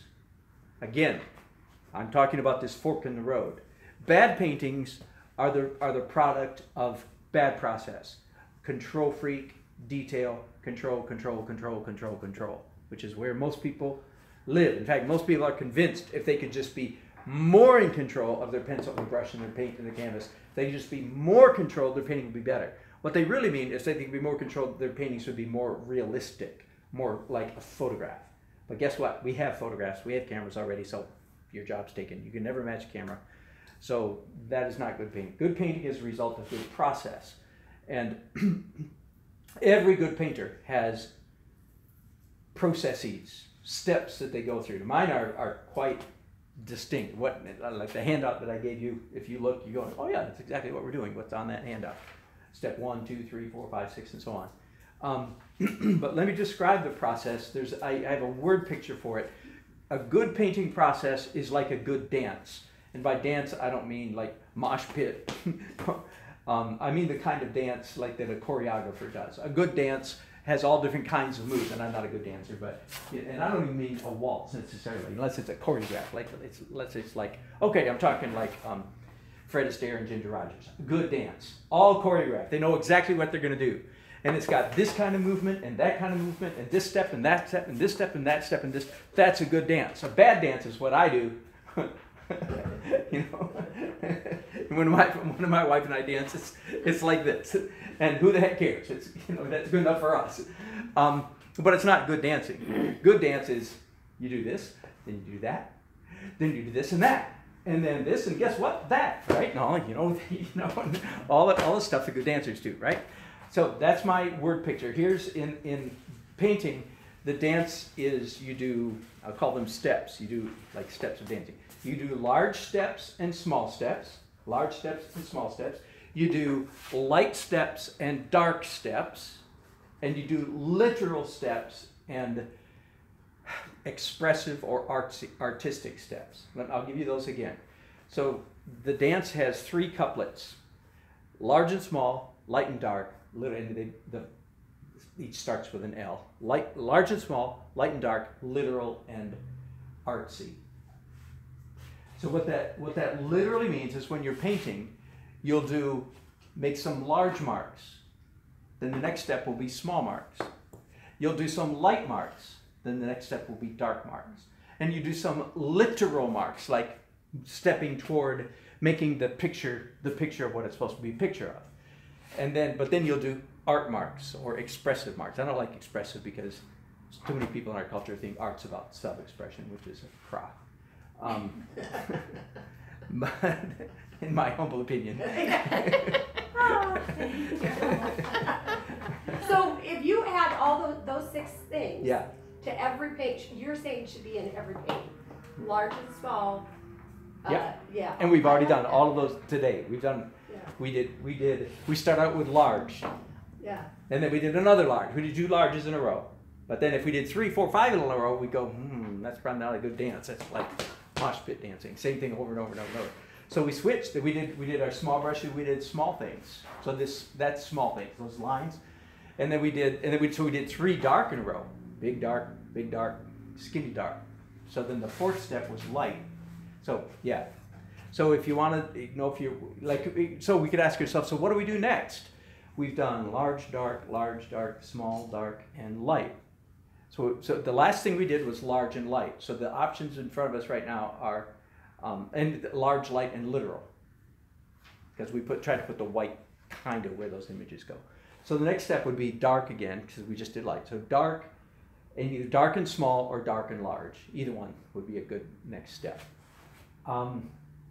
In other words, we could draw again, but let's not. My intuition says, no, let's do another wash. Partly, I don't want this white sitting here long enough on your canvas so that you begin to think that that's permanent, because it's not. We're going to do stuff on top of all this white. Okay, mine's almost dry. Okay, changed my mind. We're not going to do a wash because mine's not dry and yours probably isn't either. Instead, we're going to take up small brushes again. The reason is we can do lines on top of this white without creating mud. Does that make sense? But if we did I'm anxious to do some warm washes on top of this. This is not going to be a purple and blue painting. It's going to be an orange, yellow, green, blue painting. And we don't have any of that in. So I'm anxious to get that. But if we do that on top of this white and the white's still wet, it'll create mud. So while we are waiting for that to dry, we're going to draw again. Wait. Would this be a good time to draw with pencils? Pencils? Yeah, let's. Okay, forget the brushes. Ross, you have a pencil? I don't know if I have enough to go around. Okay, now, again, this is really weird. This is just, please understand. Good, we have just enough. Thank you, Ross. I'm glad you brought your own. That just means I can't draw with two. Oh wait, I have an extra. Sorry. Okay, I can draw with two hands. This is weird. The only reason I'm having you do this is because this is what I do. I started about 2 years ago adding grease pencil, whatever this is, to my paintings, and I like it. To every painting you do this? Yeah, pretty What much. is it? Grease pencil? It's kind of like a grease pencil, kind of like a Conte crayon. Yeah. A little. 2 years ago, I did 200 abstract paintings in one summer, and I started using these in abstracts because in abstracts you can kind of do whatever you want. It's more experimental. You're more free to do whatever. And so I really liked it in abstract. I liked it so much that when I came back to my regular stuff, I thought, oh, how would it be? So that's what I've been doing. And I keep saying on my YouTubes, I keep saying, maybe I'll grow out of it someday. Maybe in 5 years I'll go, that was stupid, and throw it out. But so far, I really like it. In fact, just the other day, I was editing a bunch of paintings, pictures of my paintings, and looking at ones that I've done before 2 years ago without the pencil. I go, you know what? I really like my new ones better. So this is very unconventional, but take it for what it's worth. If you like it, add it to your repertoire. If I don't do this with you, then I feel like I'm not giving you my best. Does that make sense? This for me right now is my best. Okay, so enough talking. Our white is still drying. So now we're going to draw again. Basically draw the same stuff we drew a little while ago. A little more detail because we're using skinny lines. By the way, in the dance, this is small and dark, right? Very small and dark. So we're going to draw again, but you edit, you correct, you make changes. Don't worry about the mistakes. Just draw where the lines ought to be. Ross, can I look at your just a minute? Still wet, though, Okay, let me. Ross, can I pick on you a little bit? Just gently though. Fairly You can gently. be harsh. Yeah. Give it to me. Okay. By the way, that's remarkably similar to my painting. Good job. I mean, you'll have an easier time of it later because his underpainting and Peggy, yours is pretty close to mine as well. There's one line here that I think is erroneous. Now, and as I like to say, Ross's response should be not grumpy, sad, irritated, whatever. But it's this line right here. The top of the boat. I don't think goes. It's more straight and then comes up just at the end. So can I make a mark here? Yeah, absolutely. I think it should go more. I think it should go more like this. Now I exaggerated that. Well, what about the fact that it's right in the middle of the canvas, though? Like high. Yeah, well, like centered. Center. It is centered. Yeah. Yeah. What about that? How about Ross? How about if you move it Yeah. over there? Okay, and that's all I'm going to do. But here's what I want to point out: is let's say that Ross at one point drew his boat here, and now he goes, "Oh, what was I thinking? It should go all the way out there." There's a temptation to get grumpy, mad, to beat yourself up and say, "That was so stupid. Why did I do that?" And not only that, it's a temptation even to try to obliterate or remove that line, which is a huge mistake. And that's why I always say, witness my distress. This, let's call it an erroneous line. This erroneous line is actually going to serve to make Ross's painting better than it would have been without that erroneous line. It's almost like some kind of magic. It's hard to describe why. There'll be a little bit of energy there. That line interacting with these blue lines and so on. There'll be a little bit of energy there that those of us who don't have that particular mistake in our painting, we won't have that little bit of energy. Now, of course, in the last layer, he can decide, well, I like it, but I just don't like that much of it. So he's free with opaque paint to cover up part of it. But if he's thinking with his art brain instead of his grumpy adult brain, by the way, I mentioned that is the enemy in art, is the grumpy, realistic, grumpy adult inside, is who we don't want them at all. But if he's looking with his honest art eyes, he'll go, oh, yeah, that's kind of nice. I'll just cover up a little bit of it so it's not quite so stark. And you may not do that at all. But that's an example of the kind of thing. And Ross, I'm not even sure that my correction of your error is correct. So don't trust my line. In fact, I know it isn't, because that curve right there. Well, if we look at the picture, it's obvious the boat goes a little further. If Yeah, we look at the yeah. picture, it's So going does that make sense? Okay. Can you do that with any mistake, though? Any mistake. Okay. Absolutely. So it doesn't have to be a certain type of mistake. No, but I mean, it's always a two-dimensional mistake. It's always the lines, a mark's too far left, right, up, or down. Because we're only dealing on two dimensions. It's always that. Okay, so if you don't mind, watch me draw for just a minute. And again, editing, changing my mind.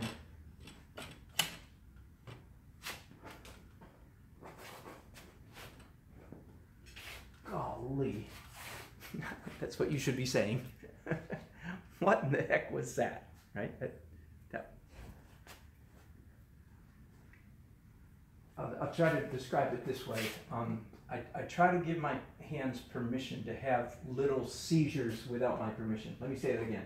I try to give my hands permission to have little seizures without my permission. I know that's a contradiction, but I give them leeway. And generally speaking, is if I get the feeling like I've been too fastidious, too tight, too accurate, too tight for too many seconds, then it's like an alarm goes off and my hands go, there, take that, smarty pants. Does that make sense? And all those marks, that's an art, by the way, that's an art mark, or that's a expressive mark. Now, it's not expressive like I'm talking about Save the Whales by making it mark or anything. I don't mean like that kind of expressive. It's just a mark. It has nothing to do with the picture. Can you wrap your mind around that? Then why add it? Because if everything that you put on your canvas is a slave to similitude, you've got one butt ugly painting. It might be realistic. I'm exaggerating slightly because some photorealism, it's impressive. Touching this is because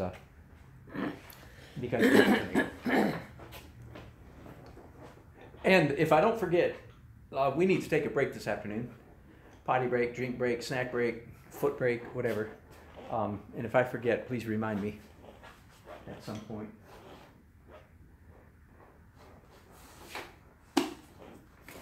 I really need a bottle of water. Where do they have the bottled water? I They brought usually some. have some. Yeah, that's right. for They us. usually do. That's right. Yeah, they made coffee for us. Anybody drink coffee? You know, they usually have a flat of water. Let me go check and see. Oh, they have coffee. There's actually some Oh, here. Oh, there you go, Karen. Aren't you the woman? Yeah, but they usually have a flat that you need. Thank you. Put this one here. Okay, can you talk and draw at the same time? Are you confused? Troubled? Always Happy? trouble. Happy. Happy I and think some of trouble. this comes from not having enough drawing ability. Did you take this Ah. picture? I did. And this stack thing, is that on the house or the boat? I can't discern if this is a part of the boat or the house. I think it's something off the house. The which part? It looks like a The- heat stack. The thing that It's looks not like the mast, is it like a stack or something that's on? That sort of bothers me. I'm gonna leave it out. Oh, Because I think it's a sailboat, so it's part of there's the smokestack, but then it's also the mast that goes up, There's definitely a mask. and those Yeah, but are what's the to the Yeah. right of the mast. That's That's a a thing shrimp. smokestack. That's a shrimp. Oh, it's a shrimp It is a boat. shrimp It boat. is a shrimp boat. I can see I'm the from thing Seattle, off the it's back. like a sailing boat. I can see Not the from hook Seattle, off the what do I know? back. I think that smokestack's on the building. I think it is too, guys, because shrimp boats don't have smokestacks. That's true. I think this is something that's actually on the side of the building. I think it was a heater system, and that was the exhaust. You might be at right. My memory goes, and I might be wrong. My memory is that that was actually part of the boat.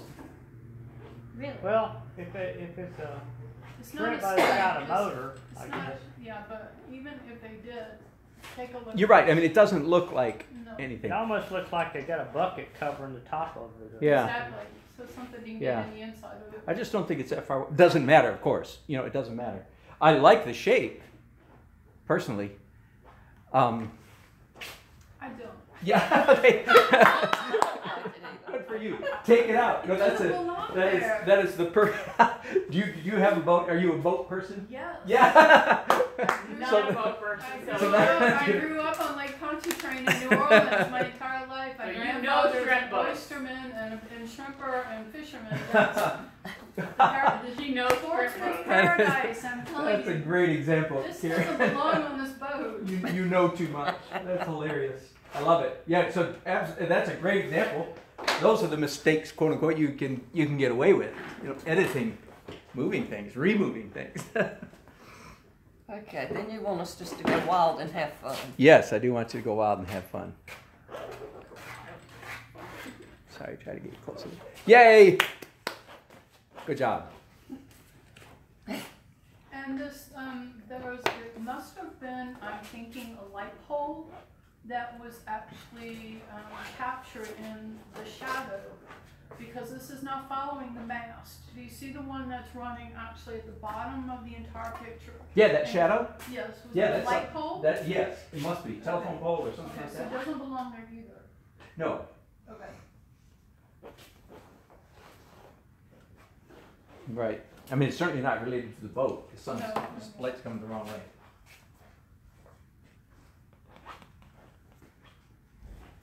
Okay. That's still not dry, but it's dry enough. Okay, is everybody done drawing? That shouldn't take too long. I need to rush you along, or we'll run out of. First of all, if I let you take as much time as you want, you will overdo it, and we all have that tendency. Okay, the next colors we're going to use are orange and yellow. Yay! We're We're gonna actually. gonna use them as they are. Yeah. Not- Okay. Yeah, I think local color. Yeah, right. We're finally going to start getting some color on this painting that is the color that I think is the painting should be. Now, and we want the white to be dry. Mine is not quite dry, it's tacky. So, Would this be a good time for us? yeah. Yeah. Okay, so will you watch me for just a minute while I paint? So I'm gonna putting orange on one brush, yellow on the other, and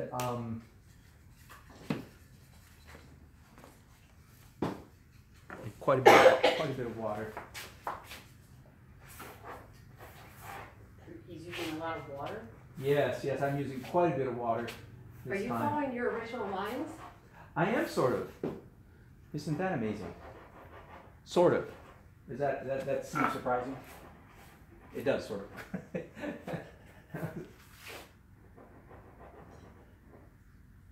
I'm probably done. Let's see. A little bit off the top. Are you doing the yellows and stuff? I'm doing Or, anything the sun is hitting. okay. It's a warm sun, and anything that has a yellow cast, without getting fastidious, like I'm missing bits, of course, because I don't want to come in here and brushy. Just a word of warning, the pencil that you just put down is reactivated by water. So you don't want to go over it twice if you can help it, because it'll smear. So as you can see, I went over it one time and it basically didn't smear. But if I made my brush go back and forth, it would become a gray, muddy mess. Hang on, I'm going to add now that it's drying a little bit, I'm going to add a little bit of yellow, a little bit more energy, if you like, there and there. Ooh, Where you want it really bright. yeah, it turns out that's what that was. Okay, I'm done. So are you really thinking, well, you don't appear to be thinking, but you are thinking, are you? I mean, maybe not. Okay, so warm in the sun and cool in the shadow. Yes, You are yeah, I thinking am that. kind of thinking that. Again, the tendency we all have is to color in the lines. And that's what you see me fighting against.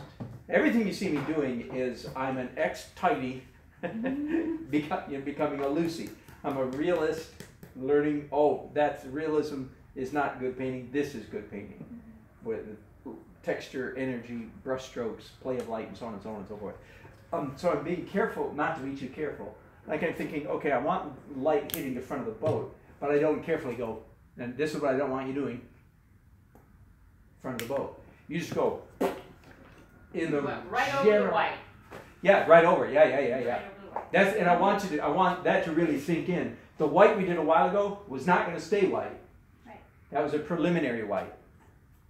And you could easily ask, well, if we were going to paint it yellow after we painted it white, why didn't we just paint it yellow? Yeah. Because that would have been opaque yellow. And the word opaque means but ugly. Okay. So, Ugly. You know those opaque tights we wear? exactly. So Okay. this is a beautiful yellow because it's transparent. And it's the white that's doing that. It's the white with the transparent on top Right, of it. right, It's doing right, it. Yep, okay. yep. Yeah, you guys are good. Really, thank you. Great questions. Yeah, and you're going to add a lot of medium and water to that? Well, I had to make A lot of orange. medium and Yes, I water. didn't have any orange. Yeah, medium Okay, and so now I water. have, because I only put paint, so I need medium and water. Yes, definitely. And as thick as that is, yeah. Make it a smaller amount and Yes, use a little bit of this Okay. that, exactly. in this Yep, and add a lot of. exactly. Okay, got it. And So, this is gonna help me. More water on your brushes, Joanne. More water. And do you have, can I give you a it's question? really running. But it's a little bit, it's not too bad. Here, use one of yours and one of mine. Oh, Just for fun. okay. Use it just as is. It's already wet, ready for you.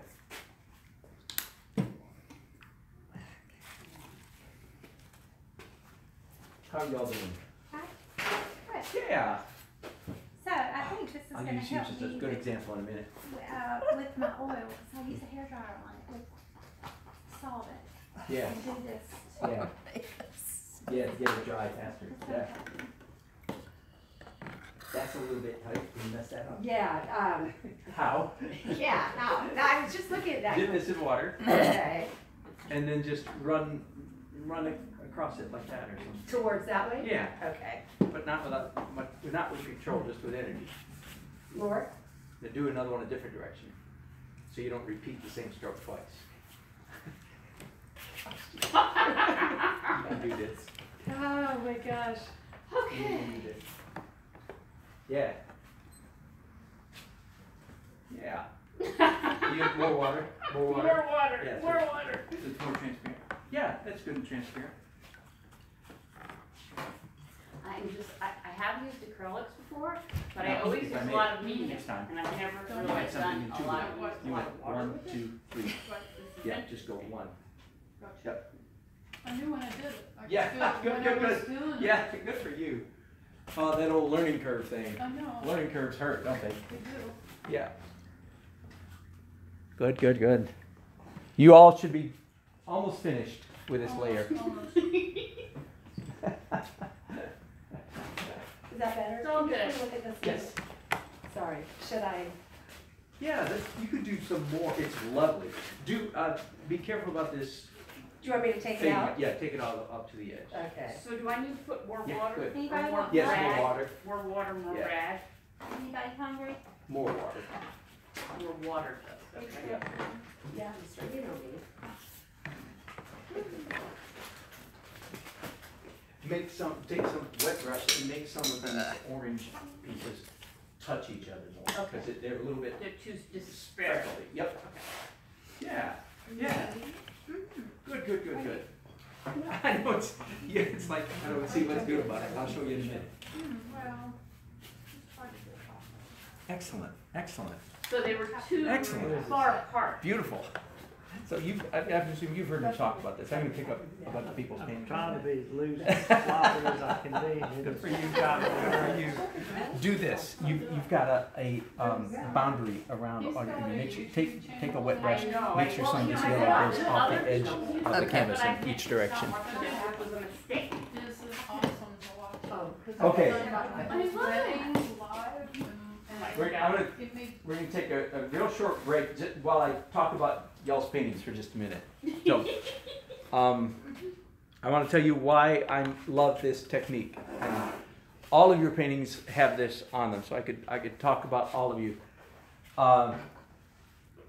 I want you to try to look at that with your honest, innocent child eyes. It looks very much like yours, I think. It does. Yeah, it does. The color mix and so forth. If you're a 3-year-old and you hand this to mommy, you're proud as punch about this. That's good drips. Because this is a feast for your eyes.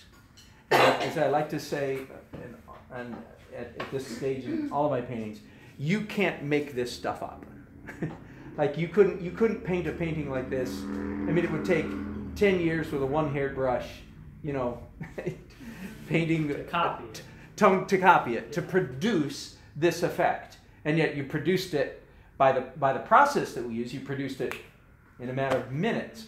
But you know, look at the color. Just focus on the color for a minute. I mean, what color do you call this, where it's blue on top of purple on top of yellow? There's no name. Even theoretically, you would say, well, blue and purple, that's brown. Technically, that's brown. So we cut that out and say that's brown. But your eyes say, that ain't brown. It's because your eyes, you're seeing layers of transparent color. And your eyes love that. Look at this little blush of whatever, and this texture right here. And again, I could do this with all of your paintings. You just can't make this stuff up. This is a great example of what I mean by the best painting happens when you're trying to do something else. It's like if the black box always survives a plane crash, and why doesn't everybody fly inside the black box? So if the best painting happens while you're making happy accidents, then why you just paint 100%? And that's what this is. It's like virtually 100% accident, right? Mm-hmm. Compared to normal painting. And I totally affirm the product. And I can do the same thing with all of your paintings. You all have this. And the transparency is a huge part of that. It's because, but also the spontaneity, the energy, the obvious freedom in it, the way the colors mash up. So as we continue to march little step by little step toward similitude, toward a boat with a shed in the woods, the challenge is going to be, and this is a challenge, the challenge is going to be to try to rescue and save and keep as much of this beautiful energy as we can, and yet do a darn good painting of a boat on top of this. Mm-hmm. So as you can imagine, the answer is not do a painting of a boat on top of this. Like plaster, paint the boat, and this is the background. No, the challenge is, and we're not jumping to that point yet. We're going to continue to tiptoe our way toward that boat. But the challenge is to turn this, what's here, into boat and shed. And again, more and more layers to come. Does that make sense? I hope. Are you encouraged by what's on your canvas? Yeah. You should be. And again, this is why, Kevin McPherson would be better if he painted more like Rembrandt. Awesome. Because that's what's lost in the 20th century is the magic of transparency. Not completely, but largely lost. So you can't do that with oils. You can. It just takes weeks and weeks because you put down one layer and then have to wait a day or two for it to dry and then put down another layer. Exactly. Now, when I do paint in oils and just without acrylics, I throw down thin washes of oil initially, so it has some of this feel, but not quite. You can't get this definition of layers. And then I do thick stuff on top of it. And that's fairly traditional in the oil painting world. But yeah, this is better, I think, because it dries fast. You can throw down, as you can see, you can throw down layers quickly. Let's do one more thing and then take a real break, okay? And the next step in our dance is real obvious. It's small, dark, and accurate, or similitude. The last thing we did, the yellow, I would call that not realistic, like literal. That was not literal. That was more. It was a tiny bit because we were suggesting color, but I was trying to keep you from coloring in the lines, and you did a great job. Okay, so draw. Let's get out a small brush or two small brushes, either one, and we can draw with any colors we want.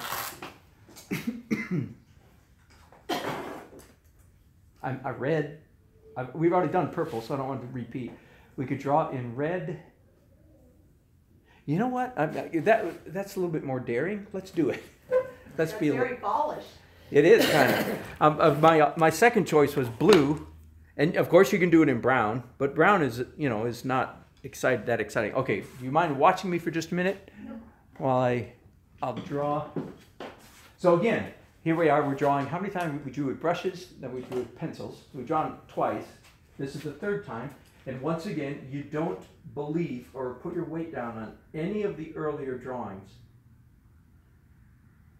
By the way, that's a pretty universal principle. How many of you know, like in the realm of writing, journalism, which is easier, to write first pass or to edit what somebody else has done? Edit. Edit is easier because all you have to do is go, well, take that word out, take that word out, move this word. And it's similar in the realm of painting. It's a lot easier to edit. So just throw something down, I say, and then come back and edit it because editing's easier. Okay, so right there I made a funny little hit. This is the first edge of my boat.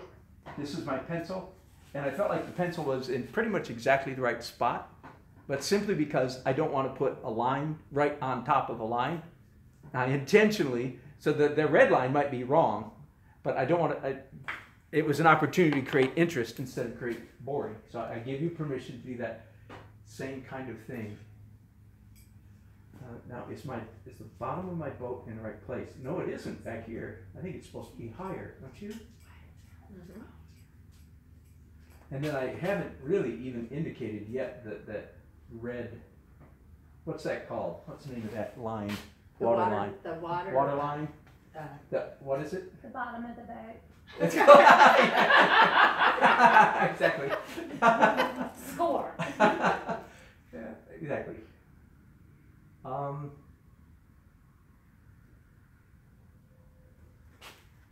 You don't. I want you to watch me for a minute, but if you feel like I understand this now. See, I am going to keep whatever that thing is. I'm going to keep it. I don't know what it is. Something. But and by the way, when you're drawing like this, it's often a good idea not to do the whole drawing in just one color. So I'm going to mix up some purple, just for variety. Variety is one of the best, one of the most important principles in painting.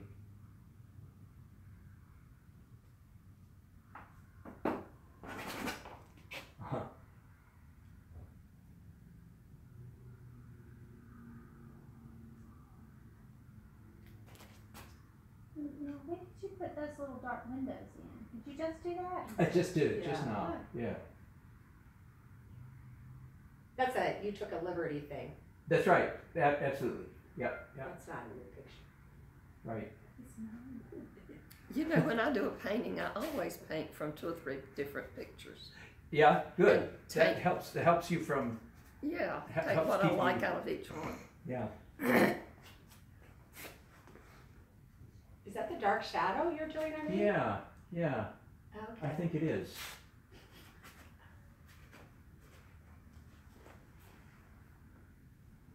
Yeah, so that's kind of, what's the word, stretching the definition of drawing, isn't it? If I sort of color in a mass a little bit. True, guilty. I talk often in my videos and so forth about the inadvisability of drawing out of your head or painting out of your head. Sometimes you see amateur people online that post their paintings, say, and I did all of this out of my head, and I always blush for them. Shh, don't say that. That's a real immature thing to say. In fact, I did a video yesterday where the name of it was drawing figures out of your head, and thankfully I had some people say, I thought you said you're not supposed to do that. I said, you're exactly right, and I explained. But generally speaking, you don't want to, the reason you don't draw out of your head is because reality is almost always richer, thicker, more dense, more complicated than what's in your head. What's in your brain, it will simplify things. So there's a whole bunch of details here, like that silly chair, lazy boy chair on the porch deck, whatever it is. I actually don't like the chair, but I do like the shape. So I don't know what this is, but I don't want that. I don't want that wall to be great big white. And so the chair suggested to me a solution. Oh yeah, put something there. It's actually kind of shaped like the chair. And again, so I'm being what you take from the photograph is things that you wouldn't have thought of to make your subject, your painting, to make it more interesting than what would have come out of your head. It's a good thing when your brain goes, huh, I wouldn't have thought of that. That's a very good thing. Okay, I think I'm done drawing. Oh, here, no, I'm not. I'm going to do some tree branches. I could spend an entire day just talking about trees. That's good enough. I'll talk a little bit later about trees. Okay, do something like that, and then we'll take a break. Thank you, Diane. Thank you for laughing for all of us. What colors did you do? I'm sorry. I started out with red, and then I added some purple. That's what I thought. Okay. You didn't have it real wet though, did you? No, not as wet as I have been. So do you want me looking over your shoulder while you draw, or not? Which? I always I don't like. care, because I always be Is that yes or no? constructive criticism. Yeah, okay. Did you just do that just now? No. Okay, that's I had from that earlier. Yeah, it's very nice. And you just work around it. Don't rely on it. Good job. Your steam coming out of your ears.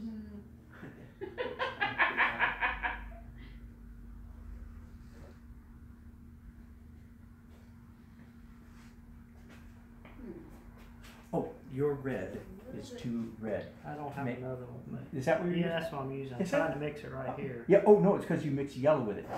Clean those up, get the yellow out of it. And just use the, whatever that is. That's Quinacridone magenta. magenta, yeah. And don't, Yeah, that's what, I have quinacridone red. yeah. Too red. Let me, I added a little blue because it seems. okay, blue's okay. Red. In the world of transparent colors, there's no such thing as red. First of all, if you were third graders, I would just say in transparent, there's no red. Now, actually, there is, but red does not go transparent nicely. It goes to a sickly bubblegum pink and doesn't give the feeling of red at all.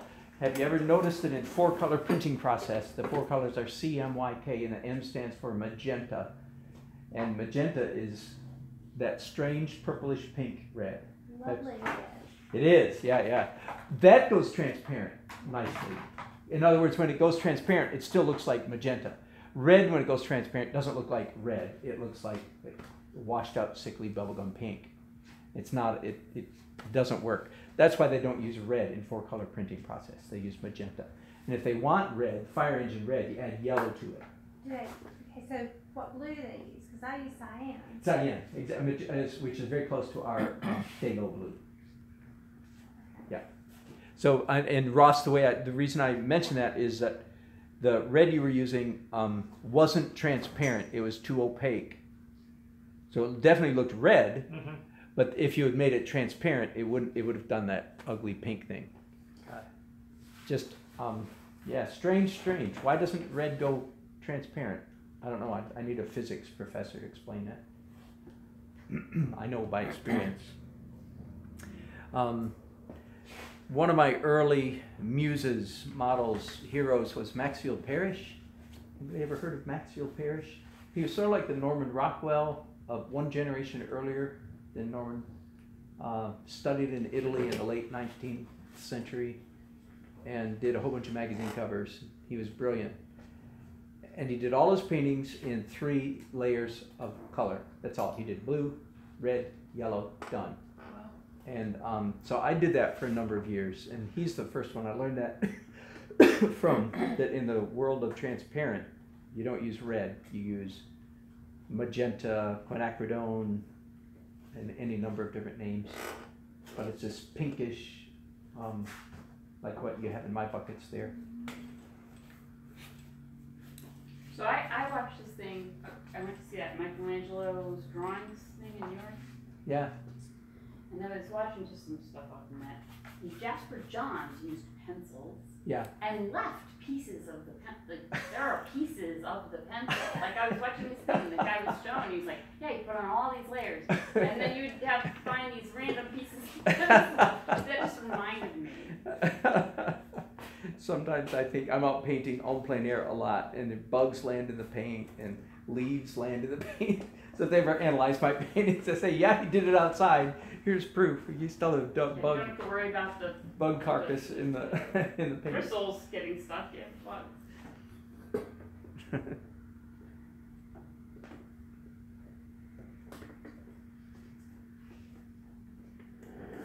Okay, anybody want to guess where we're going next? Well, we're going to take a little break, but when we come back from the break, where are we going next? We just did small, dark, and literal. Literal, dark, and small. So the options before us are large or light. You just did dark, so I'd say light. Yep, yep. Which would mean our second preliminary layer of white, which is probably a good idea. And after we do that, we're probably ready to go to oils. No, because we don't have enough local color in the painting yet, I don't think. So okay, we've got a couple steps to go. Well, I'll think about that. Do you always go to oil? Do you ever complete them? I do every once in a while. Yeah, just finishing in acrylics. And sometimes when I'm painting in public, I can't have any smell. What's the word I'm looking for? Smelly stuff, like in a hospital or other places. So I just do everything in acrylics. It's okay. It's hard. Acrylics are not as cooperative. No. It's like water. Yeah, like watercolor. It's so Yeah. hard. Yeah. Yeah, it's amazing how many students start with watercolor. They don't realize they're starting with the hardest It's an medium. emergency waiting to happen. Yep. I love them though. Yep.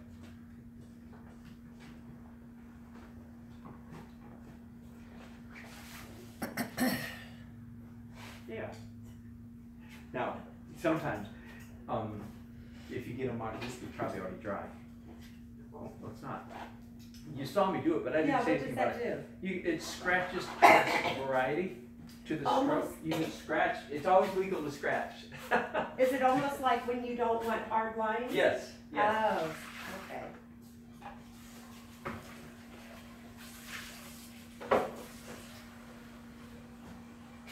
Now, what do I need to buy to mix with my acrylics?